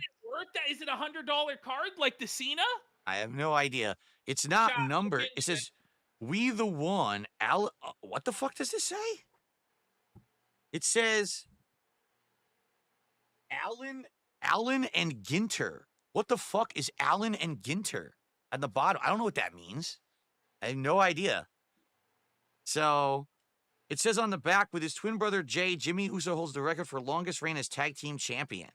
And basically just talks about the bloodline. I don't know. It's not numbered.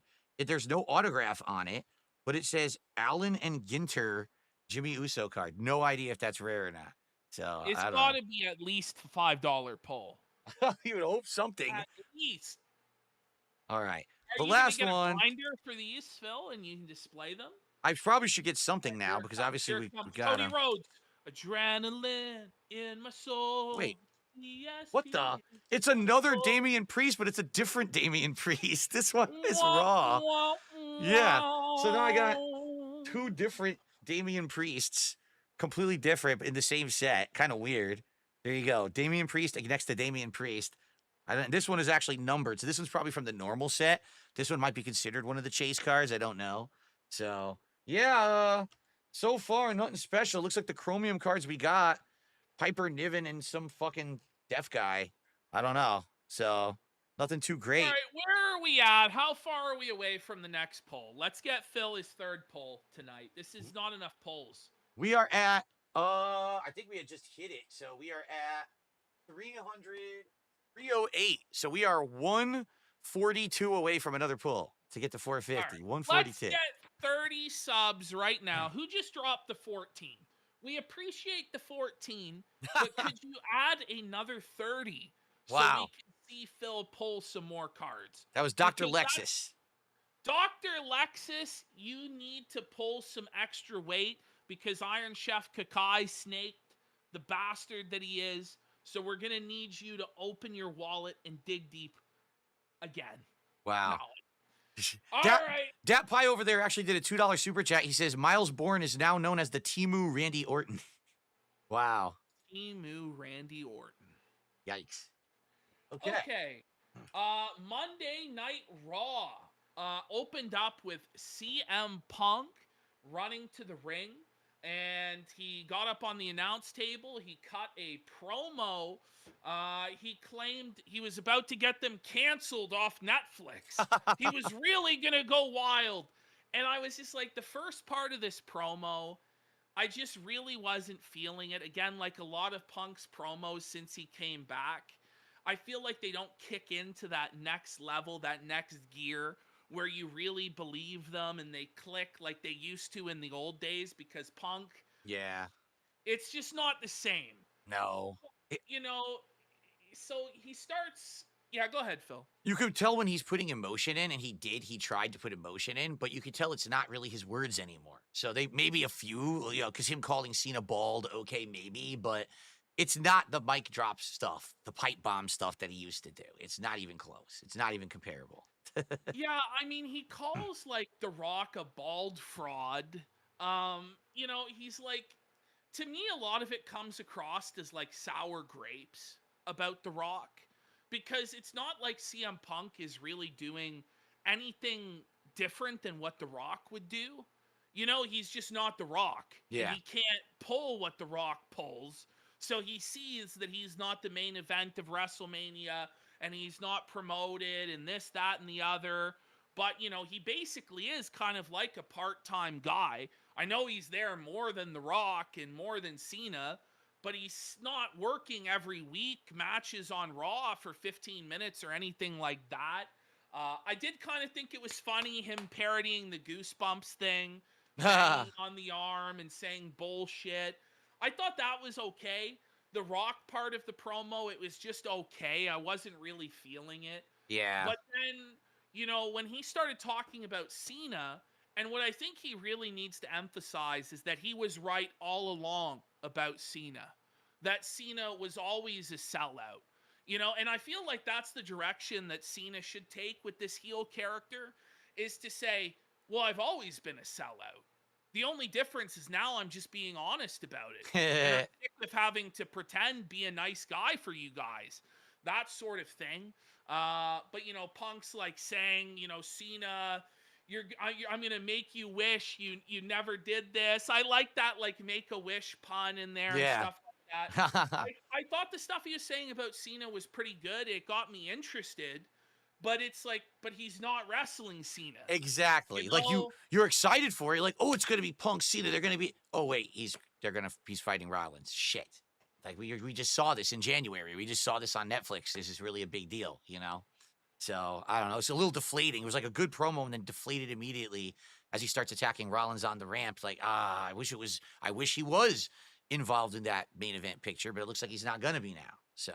But it might be because they're having the steel cage blow off match next week. That's true. So he might find a way to get into that main event still. And he kind of hinted towards that. He's like, people are saying I've exhausted all of my avenues to main eventing WrestleMania, but, you know, I feel like there's still a way. And some people are saying maybe it'll be CM Punk and Cody Rhodes in a tag match against Cena and The Rock on night one. And that maybe if Punk and Cody win, then Punk would be added to the match as a triple threat, kind of like what they did last year with night one and night two. Right. But it's like, what would Cody's incentive really be to work with Punk to get him inserted in the match? You know? Yeah. Or maybe Paul Heyman's favor from Survivor Series. Oh yeah. Oh yeah. Finally come into play to get him into that main event. We'll have to see. But they had a big brawl. It was all right. You know, it was a standard brawl. Then Judgment Day segment. Yes, Judgment Day segment. Woohoo. It's just the same thing every time. Yeah, it always is. Finn is angry because they say that they're going to do stuff they don't do. They disappoint him. Then he says he's going to do something, and then he also fails. So what's the point of the same? Oh, we need to bring in more people. No, we can't bring in any more people. It's been the same thing for like a month now, every single time. So I don't even know why we're doing it. Spinning their tires on it. I would like to see some more progress. Maybe it'll finally blow up next week. I don't know. I don't know when we're ever going to see this advance to where either Finn leaves or Dom leaves or what's going to happen or somebody new gets added. I'd like to see something happen there eventually. Then we had Otis was in the ring. He got a jobber entrance. So yes. Then Gunther came down and said he was going to embarrass Otis. He said he knows Otis is strong. Some people call him a freak of nature, but Gunther thinks he's just a freak. He says Otis is a people pleaser who makes a clown out of himself to entertain the audience. You know, he's cutting this promo, and then eventually he boots Otis in the head in the middle of the ring. I thought it was a pretty good heel promo from Gunther. This match was decent between Gunther and Otis. What did you think, Phil? Yeah, here's the problem. The problem was the match was decent. And the reason I say that is that Gunther is supposed to be this very technical, very strong wrestler. He's already crushed Jey Uso multiple times, and he should be having that be his character leading up to WrestleMania. So when Jey beats him, it's like a shocking hero moment. Instead, he has a match with Otis that's actually kind of back and forth. There's actually some teases during it that Otis may win. I'm like, this doesn't make him look good. This actually makes Gunther look weak, in my opinion. So I think it's not doing him any favors. It's actually making it look like the event at WrestleMania will be, no one believes Gunther's going to beat Jey now because they're making him look weak purposefully in this month before the event. I guess they're trying to make Otis look strong, but the thing is they have no interest in pushing Otis as a main event guy. That's right. And I don't even know if Otis will have a match at WrestleMania. But just because of the sheer size of Otis, the believability of the match, you kind of have him have spots where he gets the advantage over Gunther because he outweighs him by like 150 pounds. And, you know, I don't know. I always felt like they could have done a bit more with Otis.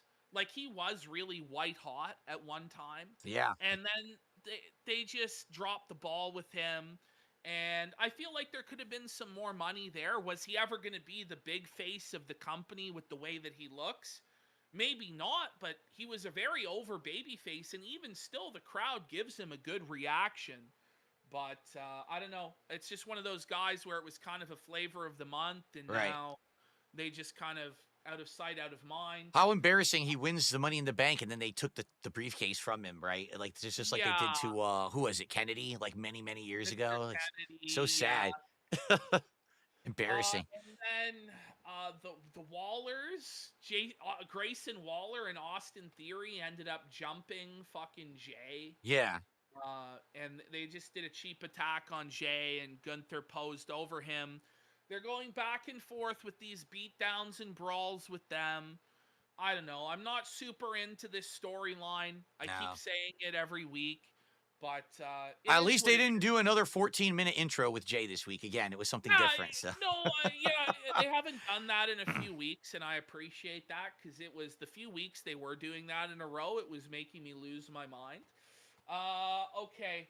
Then they did a video package for Rhea Ripley and Iyo Sky. Ripley reminded us that mommy's always on top. Bailey had an interview, which was basically nothing. Yeah. Then there was the AJ Styles interview where Karrion Kross showed up. Oh, and did you notice that Karrion Kross had his hair done like AJ Styles? Yeah, he changed. It looks like he's changed characters like 3 times in the last 2 months. They keep changing his look and everything. I wouldn't have ever realized this because it's such a nothing segment that I barely pay attention to.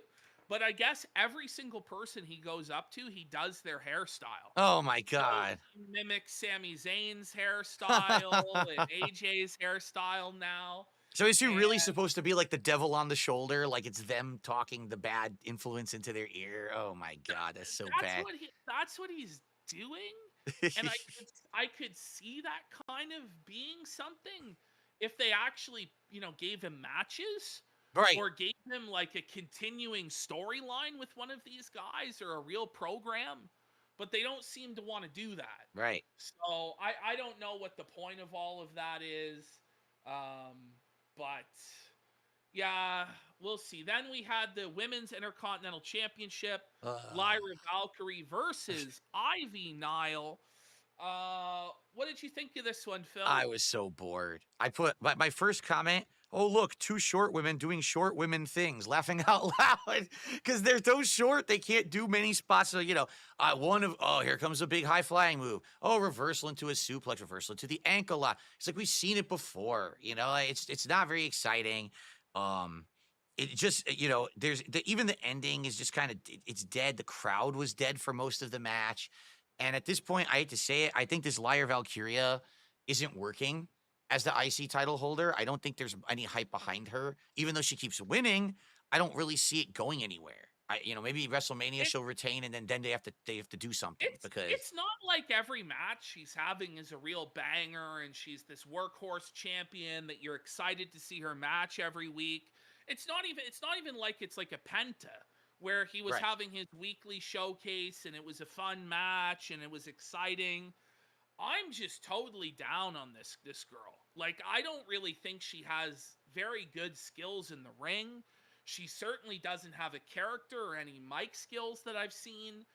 I just don't understand this push behind her as the first IC champion at all. Yeah. And this Ivy Nile, I don't see a whole lot of upside there either. No, I agree. At least if she was champion, it would give Chad Gable's stable something. Yes. But no, they just won't give them anything. They won't give them shit. They can't even give them this like jabroni women's title. Instead, they're pushing this the giant chinned fucking ugly bitch that can barely work. The match was 9 minutes. At least it didn't go on too long. But it felt long, Phil. Like, it felt long. I felt like I thought what they were going to do, because this week was the multiple title matches for the American-made stable. I thought they were actually going to give them all the titles, and then Gable would come back. Now you've got, like, a really hot thing to move into WrestleMania with. But it fell flat on its face. They decided not to go with that. I'll tell you what the worst part of this match was for me, and this is what I had written down. So the whole match, Ivy Nile is working the knee, right? Right. And Lyra was selling the knee. But then, out of nowhere, Lyra starts landing all of these crazy karate kicks and spin kicks and flying fucking knees, and the selling of the knee went out the fucking window. And I was like, this match is a fucking failure at that point. Because it was boring to boot on top of that. Okay. Then we had Seth Rollins and CM Punk started brawling again In the back, backstage. yes. And then Adam Pearce was there, and he booked the steel cage match for Madison Square Garden next week. Should be a really interesting episode of Raw. Should be a good episode. Then we had Kaiser. Ludwig Kaiser. Yep. Ludwig Kaiser in the ring.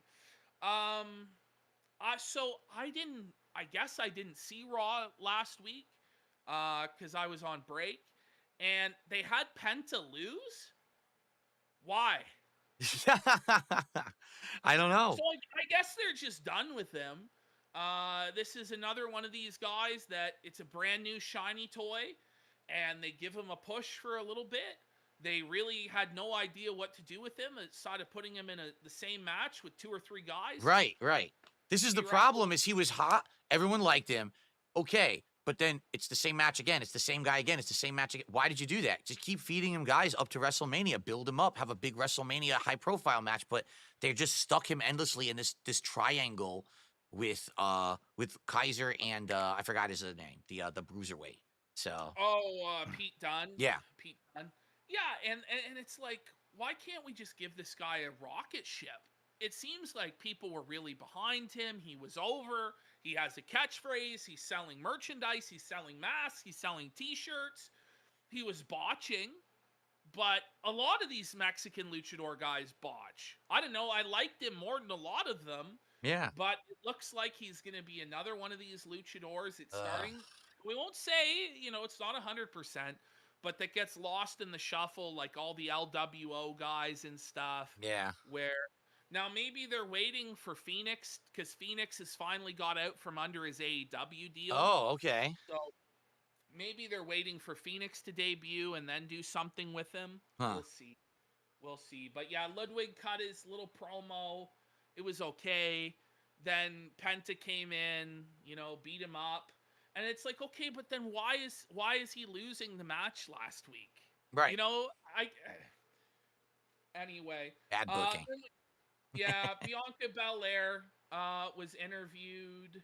She said she didn't want to talk about the Jade Cargill situation. So it's like, then why are we interviewing you? Right. Why are we even putting you on TV if we're not going to advance the story in any meaningful way?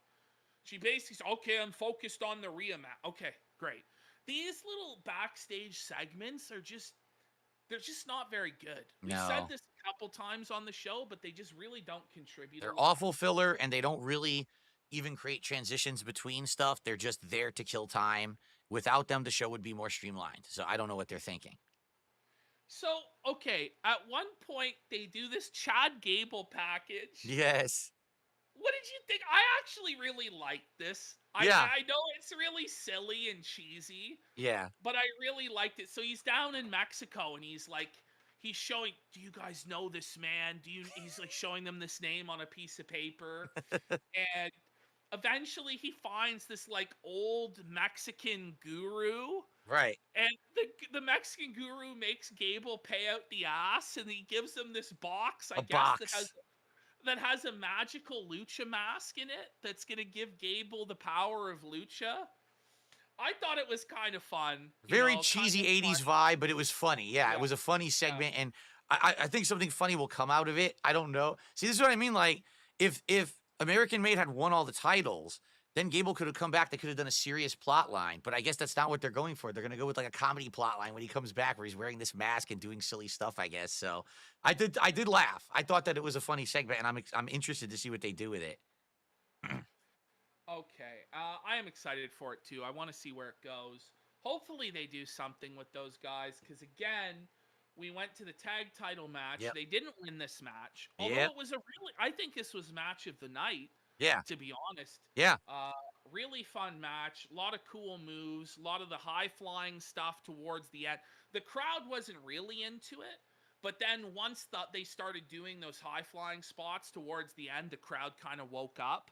I thought it was a fun match. But again, I would have liked to see the Creed brothers win. Yeah. Because it doesn't feel like with the War Raiders, they're really doing anything. They're Like just it doesn't. floating. They're treading water. Right. They're not going up. They're not going. They're just treading water in the middle and not really going anywhere. Right. Whether they have the belts or they don't have the belts, I don't think it's really going to matter for the Right. War Raiders. They seem to kind of just be doing the same thing with them. There's no storylines with them. At least with Gable's faction, there's some potential that they could do a storyline with them or something that could be interesting. Whereas I feel like with the War Raiders, it's just like they have matches that are good, but where is the character to them? Yeah. Like they need a manager, a mouthpiece, or something. I don't know. They have It's nothing not to work like, towards, and that's sad. They need something to work towards or to fight against, and they really don't have much at all right now. So, yeah, the tag team division as always in WWE is pretty disappointing. Then the announcers announced Sami Zayn is out indefinitely. But I'm sure he'll be back for WrestleMania. of course, it's Ramadan right now, so that's why. That's why he's gone. Then we had Braun Breaker talking about the Judgment Day, how he's gonna, beat up Dom and Carlito, and then Finn Balor came down. What did you make of this whole segment with Balor and Braun Breaker? I guess that's the direction they're going for WrestleMania. I They've guess hinted so, at a yeah. lot of things for Braun Breaker, whether it was AJ Styles a little while ago, then maybe it was like Logan Paul. Now it's gonna be Judgment Day, Finn Balor. I guess that would be a decent match. I think it would be a decent match, and we haven't really seen Braun do that much in the few months that we've been watching. I mean, he did good at the Rumble, but then, he didn't go anywhere after that, really. I think this would be a high-profile match for him. I think Finn really doesn't have anywhere to go after losing all these qualifying matches for the Chamber and everything, so it gives him something to do. I don't know what it means for the rest of Judgment Day. Does it mean all of Judgment Day is going to be tied up in this plot line with Braun, or are they going to continue with this plot where they're falling apart? I don't know. I think it's all right. It's okay. It's mid-card material. It's digestible. So Yeah. All right, final match of Raw. We had the main event, Rhea Ripley versus Iyo Sky. I think everybody was shocked with this outcome. I don't really think anybody thought that Iyo Sky was going to win. I really, I was really surprised, Phil. yeah. How did you feel about it? I don't think I agree with you. I don't think anyone thought Io was going to win at all. I think that everyone thought it was just a filler match to end their plot line, so that then it could be focused just Rhea versus Bianca at WrestleMania, and the match was good. I don't necessarily know if I like that Io won because of like a distraction, because I think what they're going to go for now is a triple threat. That's what I'm feeling. Yeah. I think it's going to be Yeah. triple threat at Mania. They didn't think that Rhea versus Bianca headlining was going to make sense again because they've wrestled before. They've had, you know what I mean? Like they wanted to do something different, and I think the triple threat is more exciting. But if Rhea versus Bianca versus Io, I don't know like who is supposed to be the crowd favorite yet, and maybe that's what they're going to develop over the next month is who's the one that the crowd should root for. Because right now, Bianca's kind of a face. Rhea's still a face. Io now is a new face because she just beat Rhea. So now I don't know where it's going to happen. I thought the match was good. I don't necessarily like when you lose a match only because of the distraction, which is what happened. But it was a shocking ending to Raw that everyone talked about. So I think it did its job. Yeah, I think so. I thought it was adequate. I was surprised. I mentioned earlier there was a botch early on. But other than that, they were pretty solid throughout. It was a decent match. I would have preferred that Rhea just win and have the match with Bianca probably straight up. But honestly, I don't really care about any of this stuff. Yeah. I do find it surprising to have Rhea lose at all, though, because it feels like she's the most over of all of the women. And she's the one that's got like the biggest social media reach. And it seems to me she's the most over. So I wouldn't have her lose very often, but whatever. It sets up a triple threat at WrestleMania where Rhea will probably regain the belt, I imagine. Maybe Bianca will win it, but I think it's probably a lock that Rhea then regains the belt at WrestleMania, adds another reign. We have the Madison Square Garden card next week. Should be exciting. Yeah. Are we just going to do Raw next week, or do you want to try and fit in NXT or SmackDown? What do you guys think? And then we'll go to some Grill Phil stuff. Yeah. Like for me, since I now have the VPN, I can access whatever is on Netflix. So, if it is NXT, if it is SmackDown, whatever, I'm down to watch an extra show and do it next week. I think 3 is too much. As you see, like 2 shows a week is kind of a good mix for us to cover, I think. So maybe we'll think about what we want to do, but I can do either. I'm down for either there. Yeah. I will say this about Rhea Ripley, because now we're ending the wrestle talk here. I feel like Rhea Ripley is a case where she works in certain situations. Like, for example, when she was in Judgment Day and she was the face of Judgment Day for a while there, the mommy plotline and all of that. And that's why she became the most over woman in the company. But then WWE says, well, we don't want to have that go on forever, so let's split her. But then when they split her from Judgment Day, do they really have a plan? And I don't think they do. So now she has the title, but now she's not doing anything with it. No one really likes the plot line. What do we do? What do we do? It's almost WrestleMania. No one really cares. Oh, just have her drop it. Now, I don't like that. Like, if it's working, there's no reason to kill it.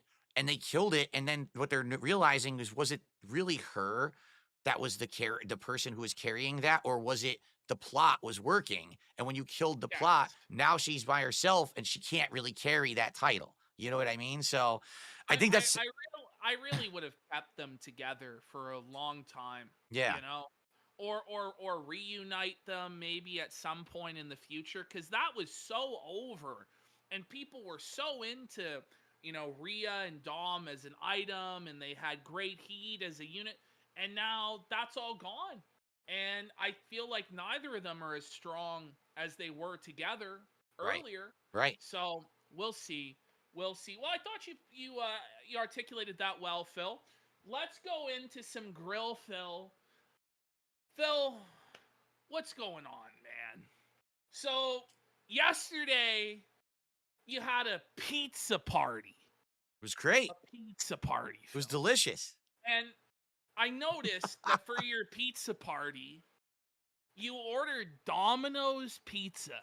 That's incorrect. I ordered Papa John's pizza, actually. Was it Papa John's pizza, Phil? It was Papa John's, yes. My question is, you really couldn't find anything better than Papa John's pizza? Oh, absolutely. Because you're supposedly this Italian man, who has this amazing, authentic Italian palate. And yet here you are, for your fans, their reward. You cheap out and you get this shitty Papa John's pizza from a chain, Phil? Really? Yes. Well, I mean, first of all, to be completely transparent here, I live in Washington State. There is sadly no authentic Italian in Washington State. The Italians are on the East Coast of the U.S., not on the West. This is bullshit, Phil. No, it's not. There's no Italian people in Washington State. There's me. There are fucking Italians everywhere, Phil. I haven't seen any. Cope, bro. I can't find any. This is such bullshit. You're telling me there's not one pizza Listen to this. Listen to this. Area. When I first moved here over a decade ago, there was a restaurant. They claimed the chef was like an Italian guy who flies to Europe every year to learn Italian recipes. Just like you. They brought me a plate of pasta. I ate it. It tasted like fucking Mexican food. I was like, what the fuck is this? Like, this is not Italian. It tasted like Mexican food. Yeah. It had this wrong seasonings, the wrong sauce. I'm like, what is this? This nasty shit is like fusion eating or something. And there's a couple restaurants out here that are okay, but there is nothing that's close to authentic Italian that I've had yet since I've lived here. There are some good pizza places, but they're not authentic Italian. Like there's a brick oven place that's really good. Go ahead. You're coping, Phil. It's okay. Let me just ask you, do you think it's a bit sad that you're doing a Papa John's pizza party alone in your mid-40s to strangers online? No, absolutely not. It beats it beats doing that. it beats doing it when I was alone and not doing it for the internet. That's for sure. At least I'm sharing with someone on the internet, right? No, I that food, we ordered a bunch and my wife had some, and it was just a meal for us, but I did the DSP tries it as well. But just like, because what you did in tandem with it, you bought Ninja Turtles? That's right. Of course. How old are you, Phil? You're playing with Ninja Turtles? Hell yeah. And I love Ninja Turtles. Well, I like the old Ninja Turtles. Phil, you're fucking 43 years years old and you're loving Ninja Turtles? Bro, come on, No, man. but I love the classic Ninja Turtles. I hate that there's 17 versions of Ninja Turtles. I haven't watched anything since like the 90s. So these are like the 1990s movie Ninja Turtles that they put into Call of Duty. So I bought some of the skins and the weapons and stuff to have like a little celebration stream for my fans here. You're playing as what, Michelangelo? No, Raphael. How'd you get it all wrong? It was Raphael. Raphael with the size. And when he stabs you double stab like in your nipples and he lifts you up like this. It's a hilarious animation. But don't you think that eventually people should move on from their childhood? Absolutely. Like this is getting a bit crazy. Ninja Turtles in 2025. I don't know. I don't know, Phil. I thought it was a fun event. The viewers seemed to like it, so it was all good. And the pizza was actually okay. It wasn't great. It was just okay. So we got to get you a real pizza, Phil. All right. Let's move on. This is what everybody wants to hear about. All right. What the hell is going on with Iron Chef Kakai? Honestly, Sakai, whatever you want to call him. If you want to know the truth, from my perspective, I don't know and I don't really care. Here's what Liar! happened. Here's what happened from Cope! the perspective Cope! of the stream. Cope! Okay. Cope! So there was one night and I was streaming, and for some reason, actually, I don't know why this has been happening because it's happened a few times now. Kick actually chose to put me on the front page and highlight me for like a half an hour, something like that. Okay. I don't know why they're doing that. I have no clue. What do you mean you don't know why? It's because you're the greatest streamer alive, Phil. Yes, of course. Because the guy who's playing like a game about digging a hole, that's actually the name of the game. It's an indie game. I'm sure that really puts the butts in seats on Kick. It's going to get new viewers to watch me fucking dig in the middle of the backyard, right? Why are you doing that then, Phil? Because it's just something random and fun to do. People wanted an indie game. And I said, we'll just do it for one night. And we did. And it actually worked out. It was like a nice chill. Now, stream here's for my why I viewers. think that you would get on the front page is because you're very consistent. You stream 6 days a week and you stream like very long. So I imagine they would want to, because you put so many hours out, to get more eyes on those hours. But it's not been working. It's not been growing. Well, what happens is when they do it, I get an influx of like 100, 200 extra people. And we do get some new people chatting, which is nice. But then basically they stick around for like an hour and a half and then they leave. Like people are really not coming to Kick for the kind of content that I put out, right? Like Kick is known for certain kinds of content. Let me just put it to you this way. Do you think that Iron Chef Sakai is your slave? My slave? No, of course not. Yeah, or do you think he's like your prostitute working a corner for you, or? Not at all. I actually don't even know what his deal is. Are you the pimp, or like, because it seems to me, and you can deny this and cope all that you want, but it seems to me you're pretty seething and salty that Iron Chef Sakai is giving you what you perceive as your money to this woman. Not at all. I could care less. In fact, with Iron Chef Sakai, it was kind of a weird thing. This was not like a guy who I knew of, who had been watching my content for like a long time and supporting. He kind of like showed up out of nowhere one day last year and just started supporting like big. And then he would disappear for like a long time. And then he would come back like 3 months later and drop another big contribution. I was like, okay, maybe he's one of those people who only watches occasionally. And then all of a sudden back in the fall, he started dropping a lot on streams. I was like, whoa. And it got to the point where he was like, well, I'm on all your streams. I'm contributing a lot. Could I be a mod? And I was like, hey, I guess he's never shown me any reason not, to make him a mod. He's on a lot of my streams. So, I moderated him and everything. And then all of a sudden in December, I noticed his attitude toward me started to change. Like he started to say a lot of snide remarks, a lot of insults, almost like underhanded insults in the chat. And I let it slide. I'm like, whatever, it's not a big deal. And then this one day he just went nuts. Like he was like outright insulting me constantly during this one stream. Right. And I called him out for it publicly. I'm like, dude, you're like killing the vibe of the stream. Everyone's noticing that you're acting like this now. And he really just had nothing much to say besides that he just didn't like my content anymore. And I was like, then how could you be a moderator? Right? So I demodded him. Then he went nuts. He did his whole ranting, raving stream about how he hates me and all I care about is money and all this stuff. And so, true. Of course, everyone knows that. So then after that, he was gone for a long time. Like he was gone for about a month, I would say, maybe.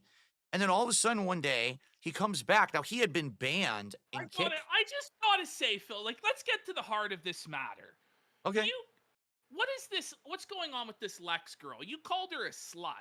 Okay. Now you're saying you're not upset, but you called her a Mhm. slut. Go ahead. So I don't know anything about this woman at all. I've Then literally, why did you I've call her a slut? okay. I'll tell. Let me tell you because this is what happened. I don't know who she is. I don't really know her content. I've never You're watched full of her. I never shit. heard her. You're None of full of it. shit, bro. None. You're full of shit. I literally have. In fact, I've never said her name. Then Not why call once. her a slut? So basically, what's happening is this is what happened with Iron Chef Sakai again. So he gets back in my good graces. He apologizes, says he will never act like that again, starts contributing again. So he's back on the streams. He's asking me to become a mod again. I'm like, no, there's no way anyone's going to trust you as a mod. I won't. No one will. After the way you acted, you can't get your sword back, right? But he continued to show up and support. So all of a sudden, one night, I get on the front page of Kit. I guess at the same time that I was on the front page of Kick, they also put whoever this woman is on the front page Yeah, of Kick. Lesbo Lex. Yeah. So Iron Chef Sakai goes over there and starts watching her. And then he comes into my chat and he's telling everyone in my chat, hey, everyone, here's what she's doing. You should go check her out. And I was like, dude, that's obviously against the rules. You can't be advertising someone else's content Well, why not? in a competing stream because it's a Wait, business. you, That's but that. okay, so see, so you are upset. You Um. are upset she took your money because you Oh, not the can't money. advertise. Oh, the viewership then? That's right. Let me Which put are it this you way. seething about, the viewership or the money? Because you're saying, oh, it doesn't matter, but you Right. can't advertise a streamer in your chat, so it does matter. There is no advertisement of anyone in my chat because it's always been the rule. That's like the equivalent of walking into a Subway with coupons handing out for, Papa John or what's that one? Jimmy Well, John's, why right? can't? But why would it be so wrong in the community? Go, hey, I saw this streamer and they were good. Oh, What that's would okay. be See, so wrong with here's that? here's the thing. That would be fine. This literally was the entire stream. He's sitting there and he's talking about her. And he's actually trying to convince viewers to go check her out. And then they are. And then they're coming back to my chat to talk about it. It's like, but that's not what my stream is. I don't want to hear about another streamer. I'm trying to have a good time with my audience. So he basically completely But derailed the stream. the fact that Iron Chef Sakai was sprinkling untold thousands of dollars on this woman's head Mhm. had nothing to do with you calling her a slut. No, not at all. You've not seen any of her content. Nope. You don't know anything about her, but you I just chose to call her a slut I for no only reason. all I know about her is what he said in the chat that night. That's what I know about her. So what did he say that led you to call her a slut? He said that on stream, her content is that she basically does aerobics on camera in a very provocative way to get people to throw her money. So you're calling her a slut. Are you aware that you show your feet in underwear for money, Phil? Of course. Oh, frequently, And right? No, she I does it, don't. That's but not my she gimmick, doesn't. and you know But that. she doesn't show her feet. She doesn't show her underwear, and you do. I'm just saying, you called her a slut, and I Mhm. think it's pretty obvious you're upset that Iron Chef Sakai was giving her money, and it's okay if you were upset about it, Phil. I You legitimately was not honest. upset about that at all. I didn't care. I cared that he was derailing my stream and advertising someone else's stream on mine. That has always Okay. been against the rules, and So, he knows hold that, on. by the way. All right, let's just move on from that point. You then said that she's not a lesbian. You said that she's bi, or you said what? What did you say exactly, Phil? So basically, this came up on a stream. I guess we were talking about days later, and I think the discussion was people were actually making fun of Iron Chef Sakai, saying he's a simp. He's going to her streams and he's throwing her money. He's a simp, and I think it came up that someone said, "Well, she's gay. She's a lesbian. She's outright said it on her stream. She has her girlfriend on the stream. So why would you simp out to someone who But that's what literally has you their said. significant other there on the So stream?" you said that she's a lesbian, but she says that she's bi. Mhm. So, I mean, what you're participating in, Phil, is what's called bi erasure. And, I'm just surprised because you have in your title screen at the slideshow at the beginning that you're an LGBTQ ally. And yet, here you are erasing this woman's identity, telling her that you know what her identity is better than her, but you're not upset about Iron Chef Sakai giving her the money. So follow me on this. All right. You're a streamer. You know that there's people out there that are weak-minded simps and will throw you money if you make semi-sexualized content. It's not all the way, but hey, I work out or whatever, and people throw me money when I do it, right? Is it the honest question to you? If you have a significant other on stream, right, and you say you're gay, and you say, I'm just gay, that's it, and this is my significant other, or if you say you're bisexual, which then would give viewers a thought, oh, wait a minute. She's bi, so she's not just gay with this person on stream. There's other, maybe I have a chance. It just seems like it's easy for the criticisms from you to flow to her. Mhm. But if anybody criticizes you, you have a real problem, right? Everyone So criticizes me every moment of every day. I don't give a shit. But that's a lie, Phil. Come on. Come on. You see the better. Listen, you get upset when people speculate about your love life and your partner, and yet here you are talking about this woman who apparently you have no idea about, nothing about her streaming career, nothing about her life, and here you are saying she's not actually bisexual, she's a lesbian, and she's exploiting her audience for money and this and that, and she's doing this. Like, do you not see that as hypocritical in any way, Phil? Hypocritical? No, absolutely not. It's this simple. No. Iron Chef Sakai is a simp, and whoever this woman is a simp herder. This is her content. This is what she does, and that's fine. I just don't need to hear about it in my content, and I certainly don't need my streams derailed by this behavior.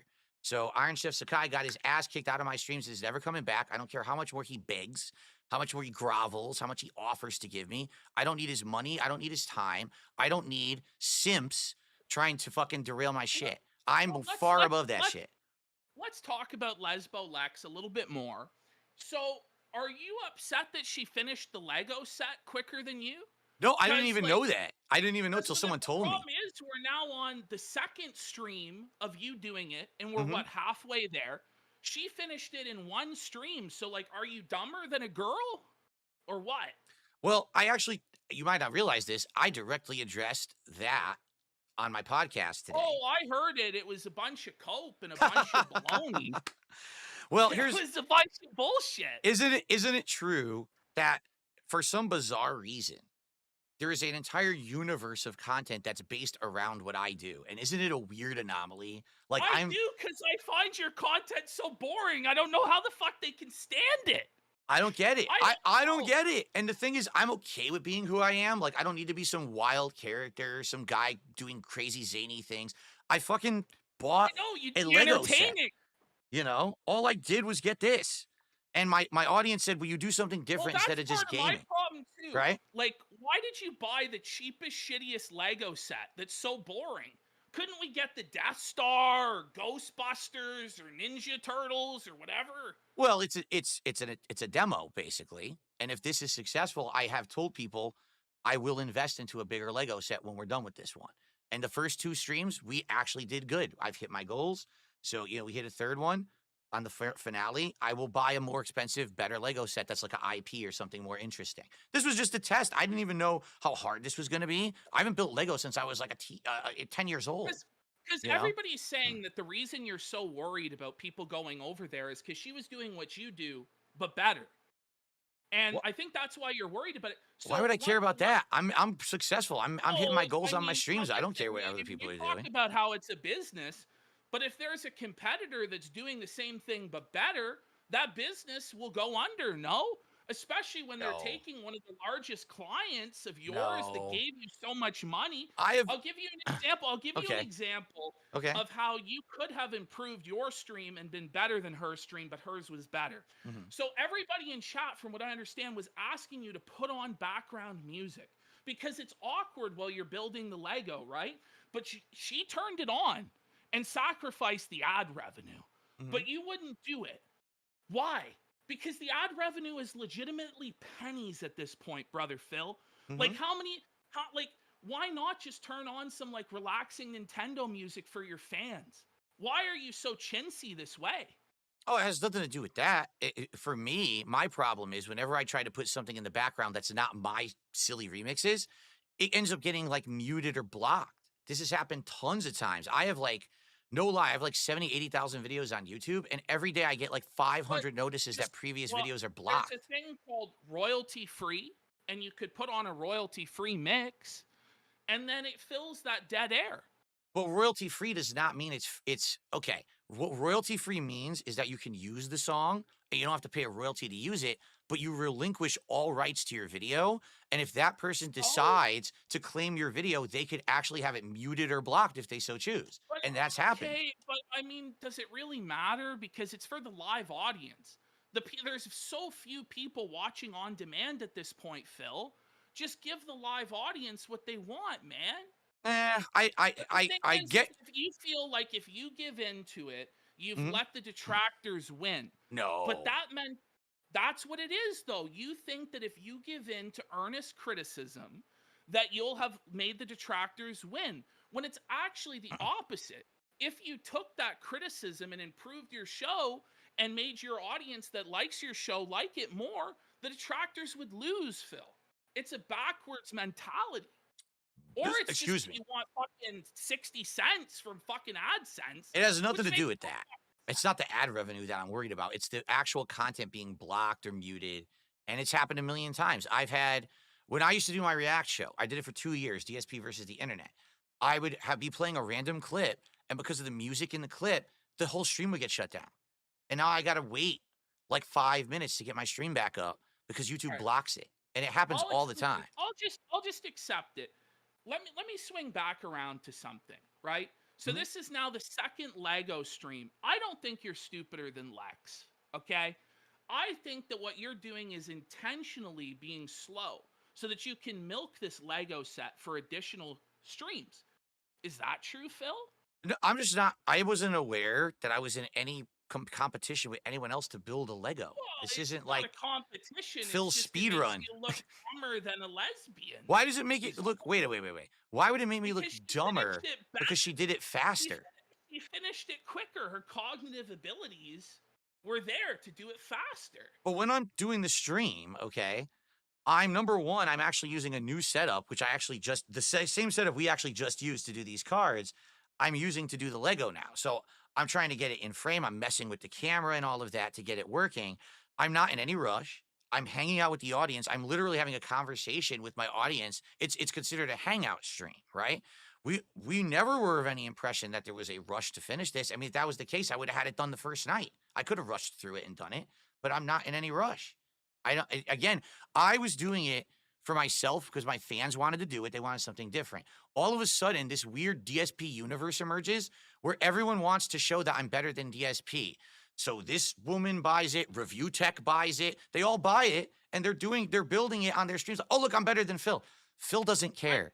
Phil doesn't give I two mean, fucks about I you. can tell that you're angry about it. No, I'm not. I think it's Oh, but you funny and can tell. bizarre and weird that these people orbit around me and I'm the center of their universe and everything that I do Listen, somehow inspires I, them to do things different or I better. agree with you to a degree. The vortex, the snortex, or whatever it is fucked.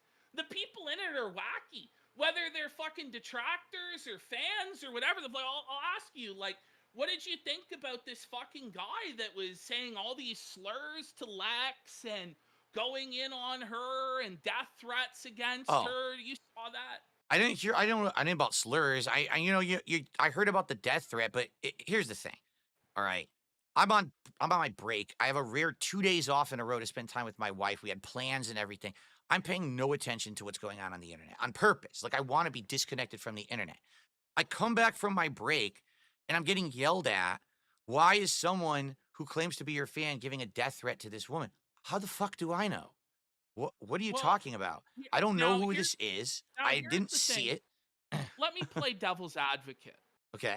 Do you feel like when you call this woman a slut, when you participate in buy erasure and go after her identity, do you feel like Mhm. you cultivate an atmosphere of hate that would lead to this woman being harassed? Well, to follow up on that comment, because I can answer this very easily. Do you feel that every single person who's made fun of me on the internet has created a cultivating atmosphere of hate that people now want to kill me because of it? Yes. Well, there you go. Then that's the answer. You know, like I don't know, Phil. like, you can't have it both ways, you know, because you say that they create that atmosphere of hate around you, and then here you are doing the same thing to this girl. Now, personally, I don't really give a fuck.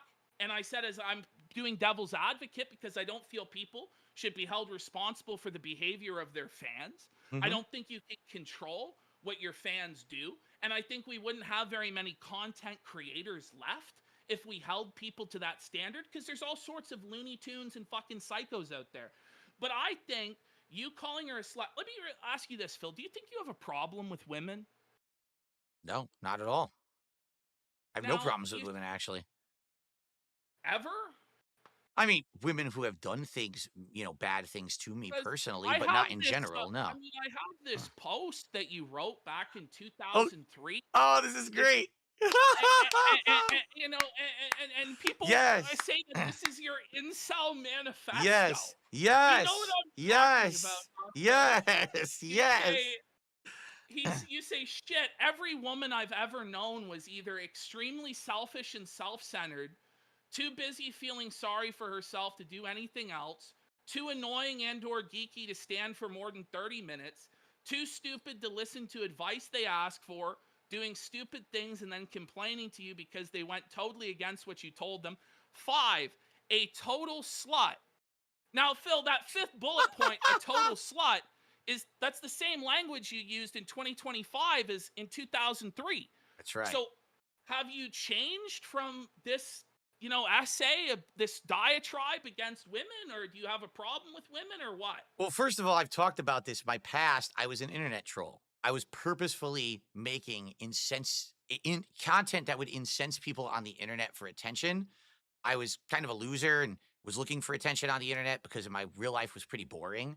I did the same thing in the Street Fighter community. You can find all kinds of crazy posts I made back then that were very trollish, very stupid stuff.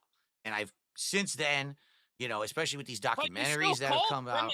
But you still call women sluts, and Well, you but still erase their sexual identity and take away their individuality from them, well, like they're because an that's object. that's my opinion. I'm entitled to it.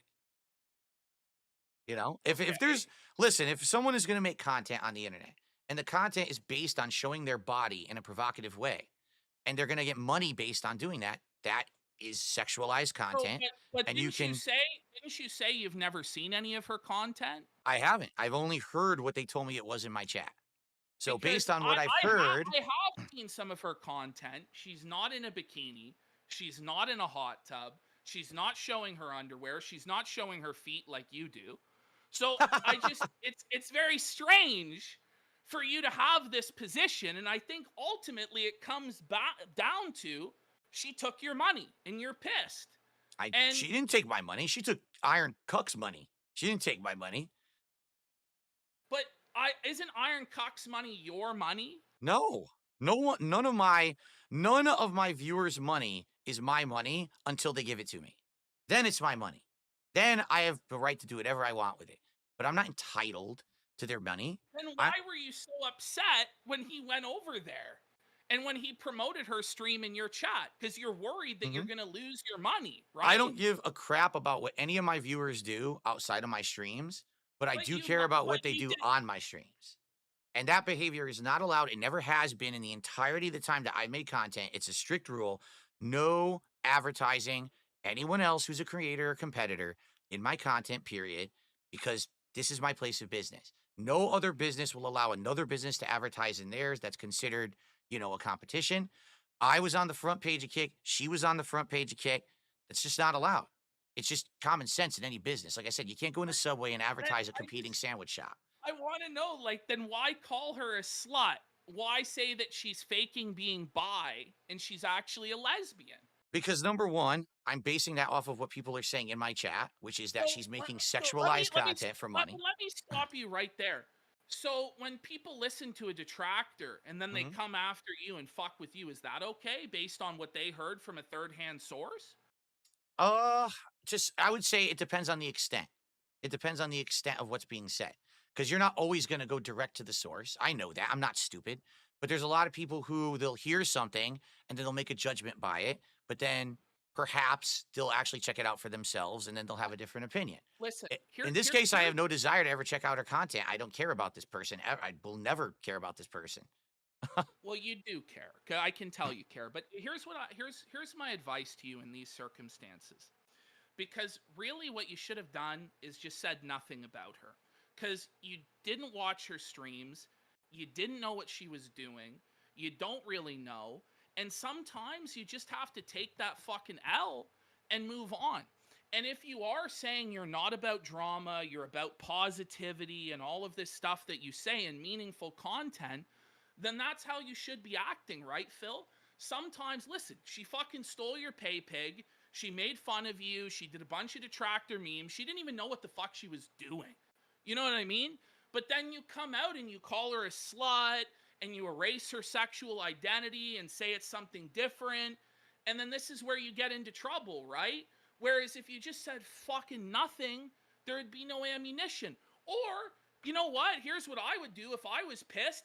Just go full balls to the wall. Fuck that bitch. She's a lesbian. She's a sinner. She's going to hell. Da-da-da-da-da. But you can't have it both ways, brother Phil. You can't have it both ways. Well, here's the thing, and this is the funny part about all of it, right? So we just spent more time talking about this by about 10 times than what I've spent on my streams talking about it. Like, I think literally there was the one comment that I made about her, and then there was the second comment where I said that Iron Chef Sakai was a simp for her. And when someone said, "Oh, well, she's gay, but she's bi," and I was like, "No, she's not. She's milking these idiots because they're so dumb and they're gullible, and that's why they're giving them their money." And that was literally the extent of the content that I made about this person or said anything. Would you apologize to her for the statements that you made? Will she apologize for all the shit that she said about me on the streams to milk money out of the detractors? But this is the thing is, you know, you shouldn't have to expect her to do the right thing in order for you to do the right thing, right? Here's the right thing to do. Just move on, which I already have. I don't talk about this one. Like I said, I'm not even kidding you. Less than 5 minutes. That's how much of my content was taken up talking about this subject. There was the discussion with Iron Chef Sakai where I told him, "You're derailing my content," and I banned him. Then there was the discussion where I did say that thing about her once because it was in response to a comment. And then later on, I called him a simp, and I said, "Yeah, I don't really believe that she's bi. I think she's milking people." It was like 5 minutes, if that. And then I moved on. It's not me that creates these situations. It's this vortex that's around me that hyper fixates and blows it up for their own content. But you, Phil, are a part of the vortex. Do you understand? No, here's the truth. I'm the eye of the vortex, but I don't care about the vortex, and I don't want to be a part of the vortex, because if I did care and I did become a part, that would be all I am. I would just be engulfed in it constantly. But you are engulfed in it. It is chaos all the time. And what I find interesting is a lot of the time, like I'll say, you know, you don't have to respond to this, or you don't have to address this. Whatever they're saying about you on any given day, you don't have to let them control you. Because a lot of the shit they say is nonsense. But the thing is, you respond to it, and then when you respond to it and you talk about it, it enables the vortex to continue. Do you see what I'm saying? I see what you're saying, but it's impossible to not respond when people bring it up. I'm not going to ignore everyone in my chat. But sir, you have to ignore it, or the vortex will always consume you. Sometimes, yeah, that's funny. Consume you. There's so much. Listen, Phil. People say so much nasty shit about me every day, and if I responded to it all the time, it would be all I ever do. Which half of the time is all you ever do is respond to the shit that these people are saying. Oh, and that was true in the past. The reaction that was definitely true in the past. That is not true today. No, it is not. No, it is not. It's so true, sir. I'm actually trying to help you. I am so different today than how I used to be, because you're right. I used to get so angry about every single little stupid, insignificant thing that was said about me, and I would bring it up and I would rage against it. And, you know, today I don't give two fucks about these people. I don't. Listen, 5 think minutes, that not even 5 minutes spent on this, but they made it 2 well, weeks. I think you did what 25 minutes on the Lego thing, the Lego cope today. That was You good. know, That was a good segment. I enjoyed but that. it is. Listen, it is a good segment, but I have a feeling that you do actually, on a deep down level, know what you're doing, and know that it is in your best interest to keep the vortex going. Because it is. It's a symbiotic relationship between you and the detractors. It's all my Like, master plan. it kind of is. No, but it kind of is. It kind of is in a way. Now, people are saying you don't know what you're doing. Sometimes you do and sometimes you don't, I think. But I think you do. I think that you got to realize you are enabling what they're doing. And if you just ignore their narratives, their narratives would die out or they would only exist over there. Well, But that's literally where they only exist, though. Like, it doesn't exist in my stream. I told you, my stream, this was less than 5 minutes. What you're addressing is the detractor vortex around me. If you actually attend my streams, this is not my content. Like you said, that Lego segment was an observation about Rich and her, and maybe a couple others even, all buying Legos and building them because I built them. But that's not me angry. That's just an observation, and it's a piece of content for my podcast. And then I move on, and we have a fun day. What did we do today? No, We played a game. We hung out. That's what my content is. what It's 5 what's minutes. 5 minutes of me becomes 50 hours for them. But I don't what care because I'm not involved in it. here's what I say. What is your hypothesis as to why this persists to this day and why this has been Mhm. created around you, but it's not really like that for many other creators? Profits. That's why. But there is ways to, A-log it and make profitable content out of other creators. hmm But with you in particular, there seems to be like it's very dedicated. hmm And I feel like it's partly because you feed them constantly But there's with no the way to not feed reactions that them. they want. But There's there no way to is not though. feed them because But you literally have everything free I will. do is turned into something by them. If I have the most absolute boring time, they still turn it into something. If I don't make content for 2 days, they have someone go out and post a death threat and say that they're doing it in my name. I wasn't even on the internet. So it But the doesn't thing matter is, what I do. you don't even have to respond to that stuff. You know what I mean? You really don't. It's like I told you too, when it came to that June the King documentary, I said to you, and this was potentially cucking the content for everybody, but I said, Phil, you don't actually have to react to the whole thing. You don't actually have to do that. And it's probably only hurting you to do so. You know what I mean? And you still went ahead with it, for whatever reasons you had. But I think it might have been better for you had you not reacted to it, or it might not have made any difference. But Hmm. I don't know. I think I did the right thing there. I really do because I feel like all that shit is now in the past, and anyone who's still talking about that stuff, it's like, so many people saw the documentary and were like, "That's it." You is would it? be surprised how many people contacted me. They were like, "That's it? That's why people are Well, so angry with you all these I years?" I know, and I've had a lot of people message me that as well. But I think part of the problem that you run into, Phil, let me be honest, is that you feel like you need to control the narrative. Do you feel that way? I don't think I can control the narrative. All I can do is on my own stream, right? Try to put out the best kind of content that doesn't get sucked into that drama sphere. And that's the best I can do with the situation I'm in.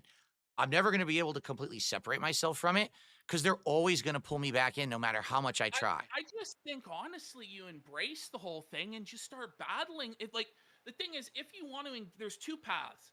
You either don't engage with any of it and you just let it fucking go and don't try and control the narrative, or fuck, let's just bring duty on. Let's bring that being said on. Argue with them about all of this shit and just settle the fucking shit. You know what I Yeah. mean? And But make money off of it. that's the point here. It'll never be settled because people like them, they always move the goalpost because they need more content for the next day. If I'm not here making content that they can make fun of, then they just make something up anyway.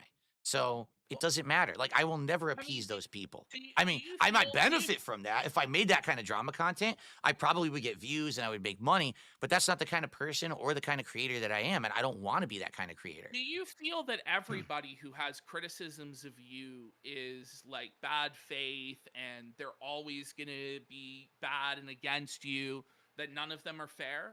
Oh, no, that's not true at all. There's definitely people who have fair criticisms, and I enjoy hearing the fair criticisms, and I feel like I have been able to improve myself a lot, especially these last couple of years because of those fair criticisms. But then there's the people who just outright will lie Well, no matter can, what. can you name somebody who was a critic of yours or detractor of yours that you feel would be in good faith to have a conversation with?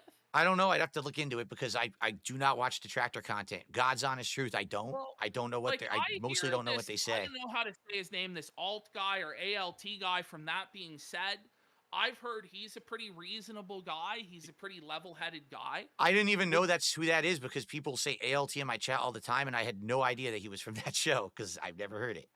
and I hear that he knows the lore inside and out. And a lot of the time when it comes to these conversations, I just don't have the knowledge, and I try my best to understand this last 16 years of your life, but it's like I don't have the time. Like these guys experienced it in real time for decades following you, and so they're able to go back and forth with you on this stuff, whereas with me it's like, okay, like I'm talking about shit that happened 12 years ago, and I don't fucking know. So like I feel like at a certain point this whole like community has to come together in a way, and there has to be at least some sort of a resolution on this with the people who know it best. You know what I mean? And I feel like it's only to your benefit at this point to talk about it with these people and show everybody that you're open and honest about it. You know what I mean? I hear what you're saying, but again, that only benefits me if that's what I want to do and that's the kind of content I want to make. And it's not. I don't want to be involved with these people. I don't want to be in drama content. But you Everyone. insert yourself in drama content, Phil. I But you I wait. do. I insert myself. Hold on a You second now. Hold on. So you're gonna tell me that Iron Chef Sakai going over to someone else's stream, coming on mine, and literally derailing my entire business. That was me. I did that. well, is that derailing your entire business? Absolutely. The guy Absolutely. was The giving entire kick money to chat was somebody talking else. about it. Okay. So here's my next question. So what happens if one of your guys comes over and donates to me? Or one of my guys goes over and donates to you? Like, is there jealousy? Is there bitterness? Is there No. anger? No, and Is that's it happened ruining many your times, I'm business? sure. I'm absolutely sure that's happened tons of times. And that's fine.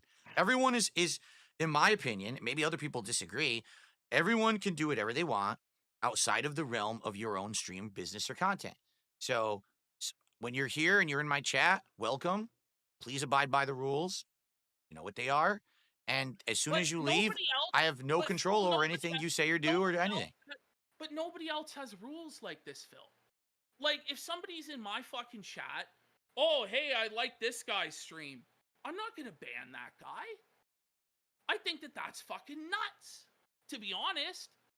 And I think that again, you're deflecting from the reality that you're upset that you felt that was your money It's not. that then went It's not to why I her. was upset. I'm telling you. And you can say that as much as you want, and I know I won't convince you, but that's not the reason. That's not it. Can you even convince yourself of it? I'm 100% convinced. Again, do you this even is believe your own bullshit? Like, have you pignatized yourself to that extent if that you actually believe that? let me ask you this. Now I know this is a dumb food hypothetical, but these always work for me for some You're reason. doing it again. I'm doing it again. Okay. You walk into Subway. You have every intention of ordering a Subway sandwich. You're hungry for Subway, okay? But everyone around you is standing there talking about how the Jersey Mike's sub shop next door is so good and so much better than Subway, right? What's going to happen? Are you going to stand there and order your Subway, or you're going to, oh my God, there's a whole bunch of people here saying that Jersey Mike's is better.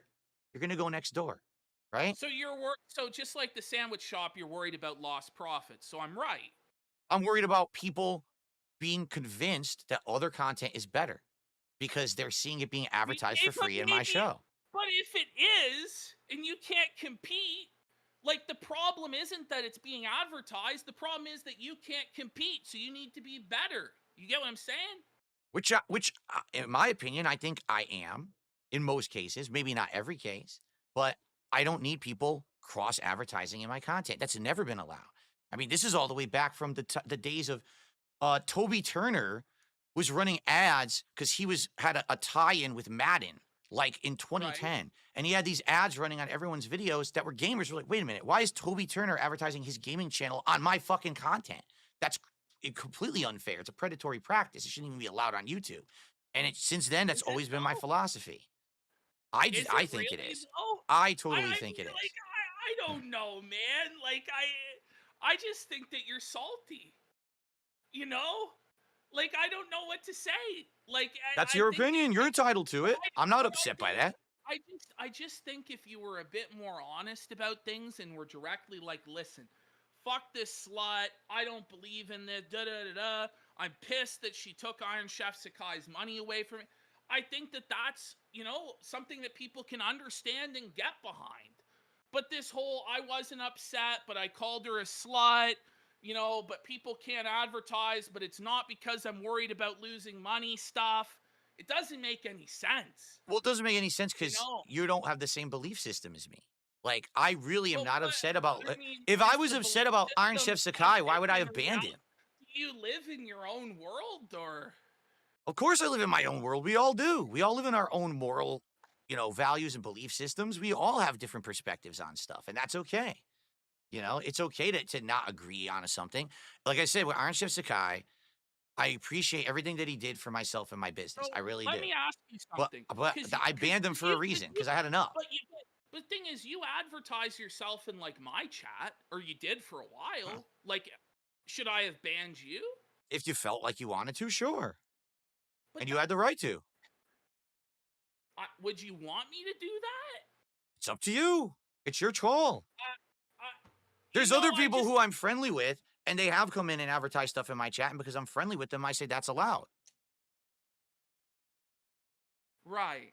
Can you just admit that you were upset about losing out on the money? And I'm not. I am literally not in one piece upset about that. So it has nothing to do with the money. So is it that she's a woman?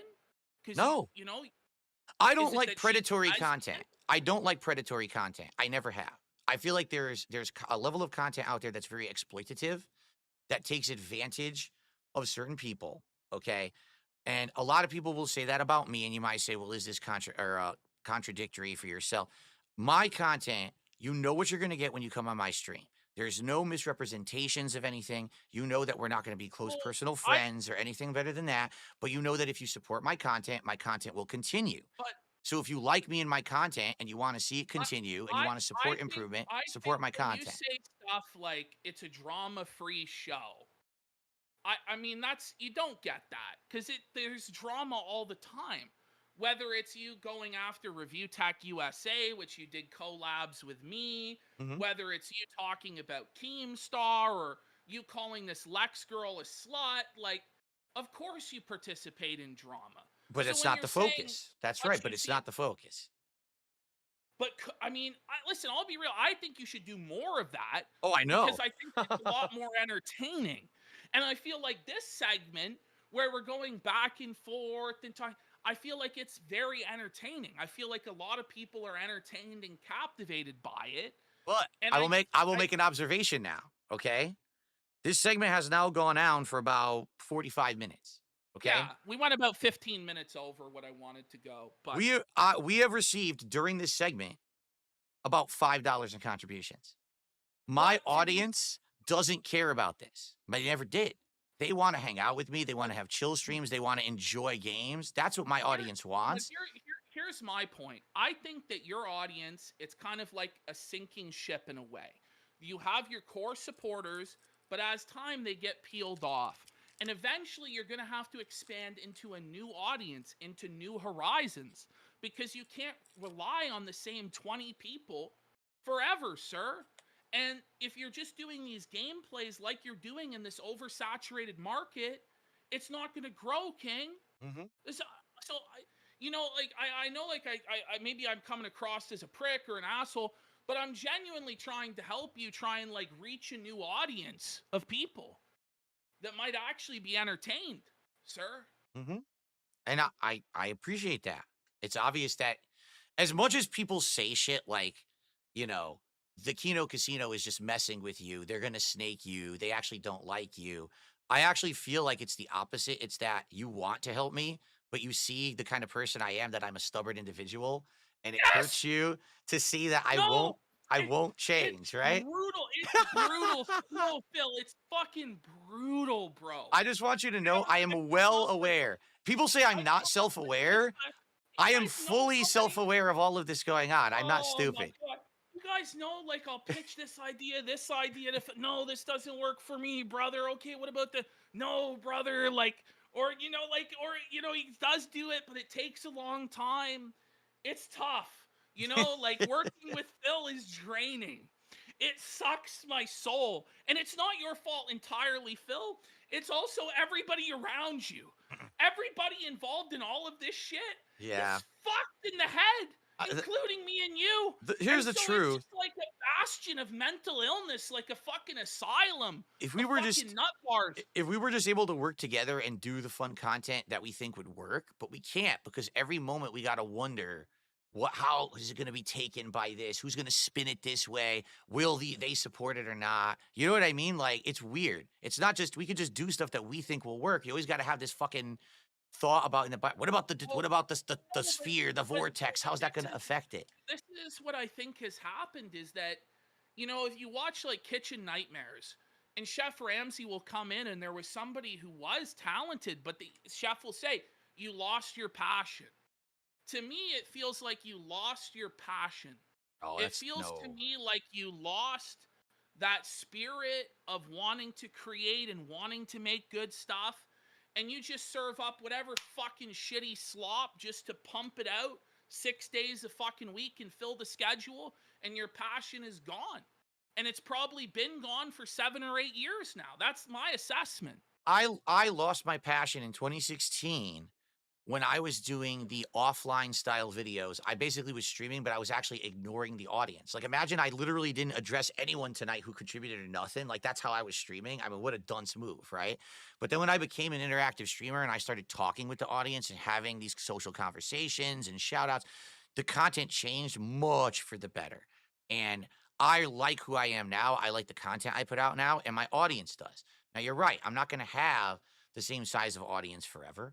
And I am trying to slowly try to transition into other things, as everyone is seeing. There's different content and different things I'm doing. But you have to understand that I've been doing this for almost 17 years. It's not going to be an overnight change. It's not something I want to do overnight, because I like what I'm doing before as well. I did like I, doing some of this drama stuff, and I think we'll do more of it.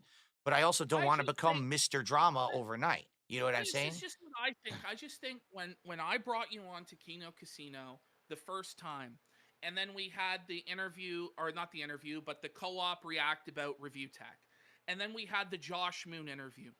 There was so much momentum and such a groundswell of people that were going to give you a second look, a second opportunity. And I just feel like you did not capitalize on that opportunity. And it's not entirely your fault. There's a lot of people that, you know, said they wanted to work with you or do interviews with you or debates with you, and it fell through. But ultimately, it falls down on you to produce a product that is going to hold people's attention and entertain them and turn them into longtime Phil fans. And you had such a good opportunity, and I just feel like you let it slip right through your fingers because you were too comfortable clinging to what you do now, which it's enough to get by for now. But, you know, 50 is coming, Phil. You know, you'll soon be 50 years old, 60. You know, you got to be thinking, like, are you going to be 60 and playing Ninja Turtles, Call of Duty? Is that your life? Of course not. You And know what I'm saying? I'm trying to prepare my audience for that. I've been telling them for years, this is why I need to diversify and do other things. And there's a lot of pushback when you're someone who's doing a certain kind of content for so long, and that's what got you notoriety, and that's why you have a long-standing, hardcore, positive fan base that will stand by you through thick and thin and all these years of bullshit. It's tough. It is. I wish it were an easy thing to do. It's not. I can't just abandon everyone who I've worked with and who supported me for all these years. But at the same time, they know that I've told them this is why I have a podcast now instead of just playing games. This is why I want to branch out and do different kinds of commentary shows. This is why I need to branch out and do interviews. It has to happen. It can't just be me sitting here playing games till I'm dead. I'm not going to be able to. I'm going to get carpal tunnel, right? I can't do it anymore. And I know that. And I've said that to them many times. So it is, I totally get where you're coming from. I do. It's a valid conversation. I appreciate the effort. I appreciate the fact that you have given me a chance and you continue to give Because me a chance. We're still because working listen, together and doing because we've stuff, been, we've had this conversation privately, Mhm. but I feel like it comes to the point because a lot of people don't understand like what I'm trying to do with Phil content or interacting with you or interacting with the rest of the vortex and the community. And I just kind of want to put the cards on the table publicly as to where I am with it and how I view you and how I view this whole thing going down and where I'd like it to go. Because I think a lot of people are confused, and that's because there's kayfabe, and sometimes not. Of course, most of the time, the things I'm saying aren't meant to be taken literally. But I genuinely think, Phil, that if you don't make some real changes real soon and get passionate about what you're doing for your job and excited about it again, you're gonna be in a really, really bad spot, bro. And you are considered one of the treasures of the internet, and we don't want to some people want to see you in a really bad place and they want to see you homeless and they want to see you die, and sometimes I understand why, but I don't want that for you, even though I understand sometimes why they hate you so much, because sometimes you just do shit that's so retarded. I don't want to see you die, Phil. I want to see you succeed. I want to see you win. I want to see you prosperous. I want to see the whole community, the whole vortex excited and having fun. And that's what I want. So that's why I decided to go off a little bit more tonight. It's all good. It's totally all good. And I think this is more transparency for the viewers too, because a lot of them seriously think that you guys are like trying to screw me and stuff, which I know neither you or Andy are. I know that, but they don't see that, right? They don't hear this. They think there's some evil plot behind it. And I get it. It's for me, it's going to be a slower process, but I think that we'll get there. It's just a matter of time and finding the right way to do it. Because again, it's a tricky thing for me. I easily could have jumped fully into the drama stuff back in the fall, right? When we were hot with it. We were. But what I started to see from my core audience, the people who were there every day to support me, was saying, Phil, what are you doing? This is not what we want for you. This is not, this is not who you are. And if you do this, we're gonna leave.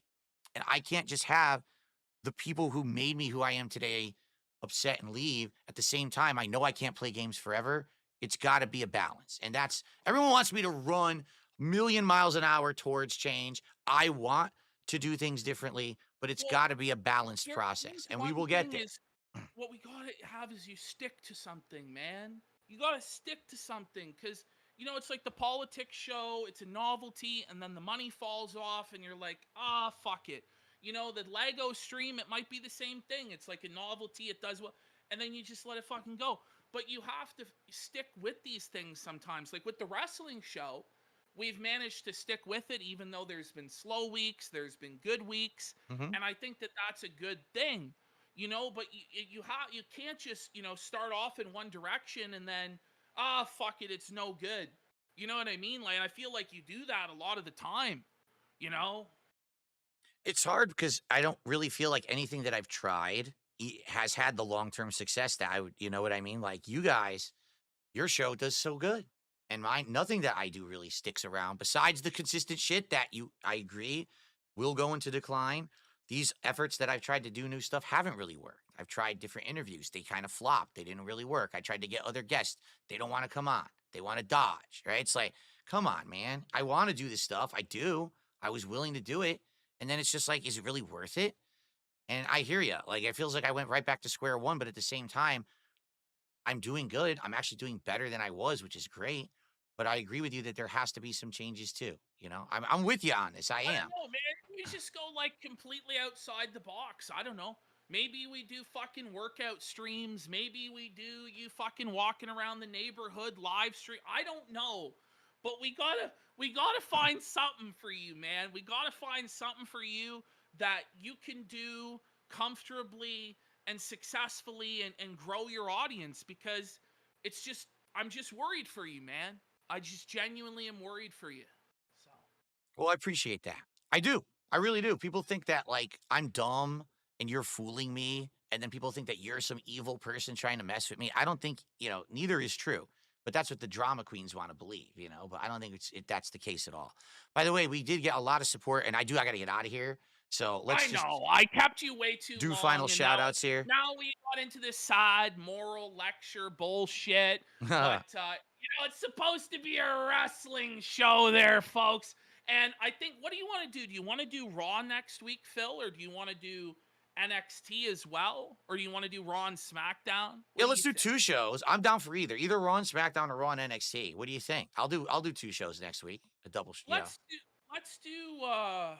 do Raw and SmackDown. Okay. I think, and then let's just see, because then we'll get a broader perspective on the whole situation, because we've been missing out on half the storyline. So I think we'll try and do that. I think it'll be on Tuesday.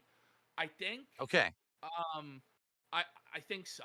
Unless it changes, that'll work for me. We might have to push it till Thursday or whatever, but it's like now we're moving the show around all over the place. I know. Makes it even more confusing. So quick shout outs to $250,000 Man, gifted 2 subs.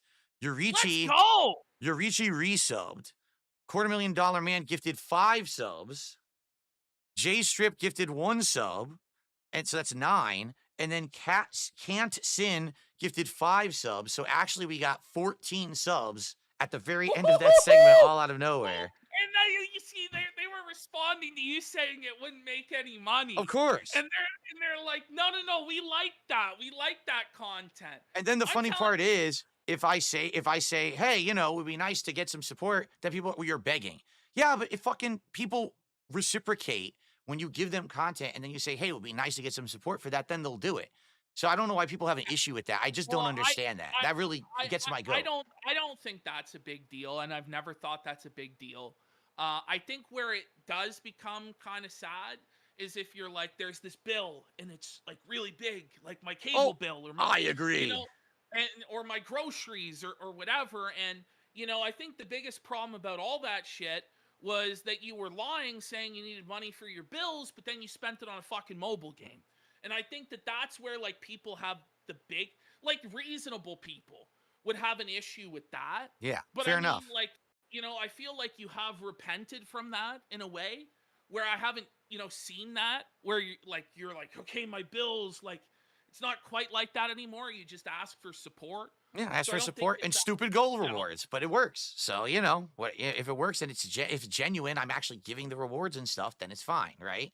As opposed to me saying I need a bill or whatever. I get it. That was me in my worst. That was me in desperate times, bankruptcy issues and shit. And I'm not there, and I'm not going to go back there. I've done things. I'm trying to better myself, and I am better now. So by the way, John Diaper just gifted 5 more subs, and Dr. Lexus just gifted 11 subs. So we just got another 16 subs.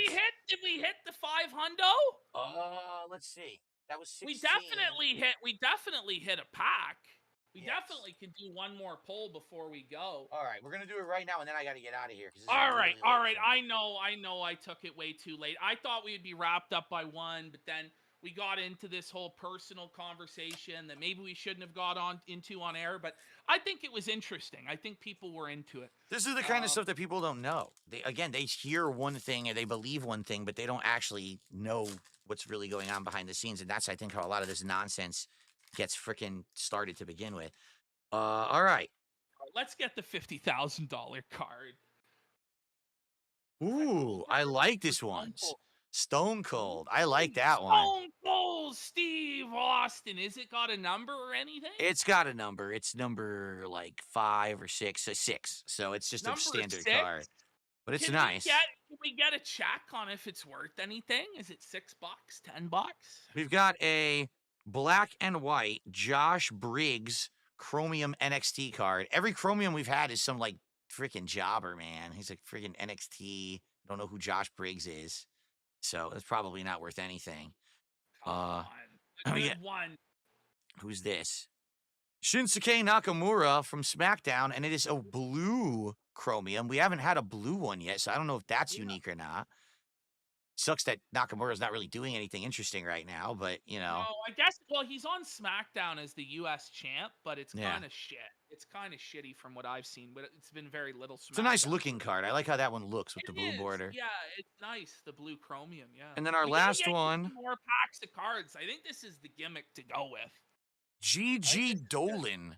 Who the hell is Gigi Dolan? Who is that? Well, she's one of those sexy bitches on NXT. I don't think she's been brought up. Phil goes, oh. Phil's not into the sexy bitches on NXT.